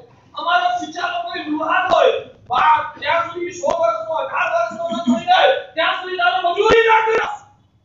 એના પરિણામે એ આવે છે એને ભણવાની અને ડિગ્રીઓની લાલચ આપવામાં આવે છે. હવે જે બાળક 100 વર્ષની ઉંમર સુધી ભણ્યો હોય, ખેડૂતનો દીકરો હોય કે લુહાર સુધારનો દીકરો હોય, એટલે બુદ્ધિની કેપેસિટી કેટલી હોય આપણે કલ્પના કરી શકીએ છીએ. જેની બુદ્ધિનું સ્તર જ નીચલું છે એને ડિગ્રીઓની લાલચ આપીને ભણવામાં આવે. તમે પણ જાણો છો કે 1 લાખ બાળકો કદાચ કેવાય અભ્યાસ કરે તો ફર્સ્ટ ક્લાસની અંદર પાસ થાય એવા કેટલા? 10%. બાકીના 90% તો ફર્સ્ટ ક્લાસમાં પાસ પણ થઈ શકવાના નથી. બધાને આખી દુનિયાને ખબર છે. અને જે ફર્સ્ટ ક્લાસમાં પાસ થયા હોય ને એટલાને પણ નોકરી આપવાની સરકાર પાસે સગવડ નથી. જે લાખમાંથી 10% પાસ થયા એ 10% ને પણ નોકરી આપવાની સરકાર પાસે સગવડ નથી. તો જે સેકન્ડ ક્લાસ કે થર્ડ ક્લાસમાં પાસ થયા એ બાકીના 90% ની જિંદગીનું શું? હવે એ 90% છે 10મા 12મા ધોરણ સુધી ભણ્યા છે. હવે તમે એને કહો કે ભણ ચલાવ તો એ વિચારો હવે ખેતીએ કરી શકે. બોલ્યો એટલે હવે વિચારો ન તો ખેતી કરી શકે અને ન તો સરકાર એને નોકરી આપી શકે. હવે વચ્ચે લટકતા એ વિચારાની દશા શું થાય? એટલે હું તો કહું કે આ દેશમાં બેકારી ફેરવવામાં શિક્ષણને આપવાની. જો આ શિક્ષણ ન આપ્યું હોત તો અમારો ખેડૂતનો દીકરો છે ને બાલ્યકાળથી ખેતી કરીને એનું ગુજરાત નભાવી લે, પણ એને બેકાર બનાવવામાં જવાબદાર અમારી સરકારની ખૂબ નીતિઓ. એટલે આપણી વાત એ છે કે મૂળ વાત ઉપર પાછો આ તો વચ્ચે વાત યાદ આવી ગઈ કે ભણેલા બેકારોને તમને કહું સત્તાવાર સર્વે કરનારી વ્યક્તિઓની સાથે મીટિંગ થયા પછી એમણે જે કીધું તે તમને કહું છું કે આપણા ભારત દેશની અંદર અભણ જેટલા બેકારો છે એના કરતા ભણેલા બેકારોની ટકાવારી બહુ મોટી છે. ઘણી વધારે છે. એટલે આપણી વાત એ છે કે માણસ ડિગ્રી વાળો પણ બેકાર, એને બેકાર બનાવનાર કોણ? શિક્ષણ એ બાહ્ય દ્રષ્ટિએ અભ્યંતર દ્રષ્ટિએ જુઓ તો કોઈ ડિગ્રી વાળાને નોકરી મળી ગઈ અને આ ડિગ્રી વાળાને નોકરી મળતી નથી એની પાછળનું જવાબદાર પરિબળ કર્મ છે. છેવટે કર્મ નામના તત્વને માને છૂટકો જ નથી. મારા સાહેબ તમે કહો કે બધું કર્મથી જ થાય છે. મારા સાહેબ બધું જ કર્મથી થાય છે તો શું મહેનત કરવાની પછી જરૂર જ નહીં રહે? તમારા વતી પૂછું સાહેબ તમે એમ કહો કે સુખ મળ્યું તોય પુણ્યથી, દુઃખ મળ્યું તોય પુણ્યથી, પ્રતિકૂળતા આવી તોય પાપથી એટલે કે કર્મથી, અનુકૂળતા આવી તોય પુણ્યથી, તો બધું કર્મથી જ થાય. તો મારા સાહેબ આ જગતમાં મહેનત કરવાની જરૂર ખરી? પ્રશ્ન તમે મને પ્રશ્ન કરો. સાહેબ મહેનત કર્યા વગર કેવા અમને રૂપિયા નથી મળતા. સાહેબ ઘરવાળા કહેવાય કે ઘરમાં રસોઈ કરે તો ખાવા મળે, પુણ્યથી ખાવાનું મળી જાય કે ખાધું બેસી તો શું થાય? રસોઈ બનાવવી પડે. રસોઈ બનાવવી પડે છે. રસોઈ બનાવવાની મહેનત તો કરવી પડે ને.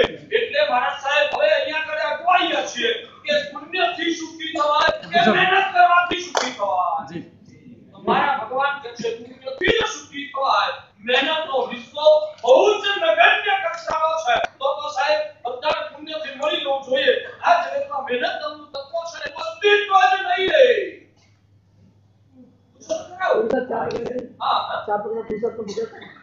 ચાર પ્રકારના પુરુષાર્થ ધર્મ પુરુષાર્થ, અર્થ પુરુષાર્થ, કામ પુરુષાર્થ અને મોક્ષ પુરુષાર્થ. આ ભગવાને અર્થ પુરુષાર્થ અને કામ પુરુષાર્થ પણ કીધો છે. એટલે માત્ર પુણ્યથી કશું મળતું નથી. પુણ્ય અને મહેનત બંને ભેગા થશે તો મળે. અને માટે તમે એમ કહેતા હો કે પુણ્યથી જ સુખી થવાય તો મારા સાહેબ તમારું આ વિધાન અધૂરું છે. અને ખરેખર બોલવાની મજા ક્યારે આવે? આવું તમે મને કહેવાય ને ખોટી વાળાને પૂછતા મને તમે ભીડમાં ફસાવો. સાહેબ તમારા વિધાનો ભોગે એમ કરીને તમે મને કહેવાય આવો પ્રશ્ન કરો તો મને ખરી બોલવાની મજા આવે. અધૂરું મને એમ લાગે કે કહેવાય ખરેખર મારે ઉપદેશ દેવાની જરૂર નથી. તમારે મારી વિરુદ્ધનું બોલવાનું છે. તમે નાસ્તિક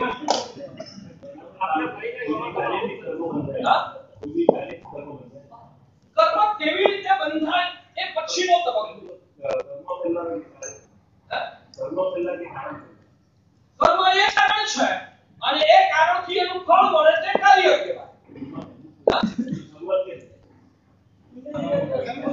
હા, પહેલા બાપ કે પહેલો દીકરો? પહેલો બાપ કે પહેલો દીકરો? બાપ.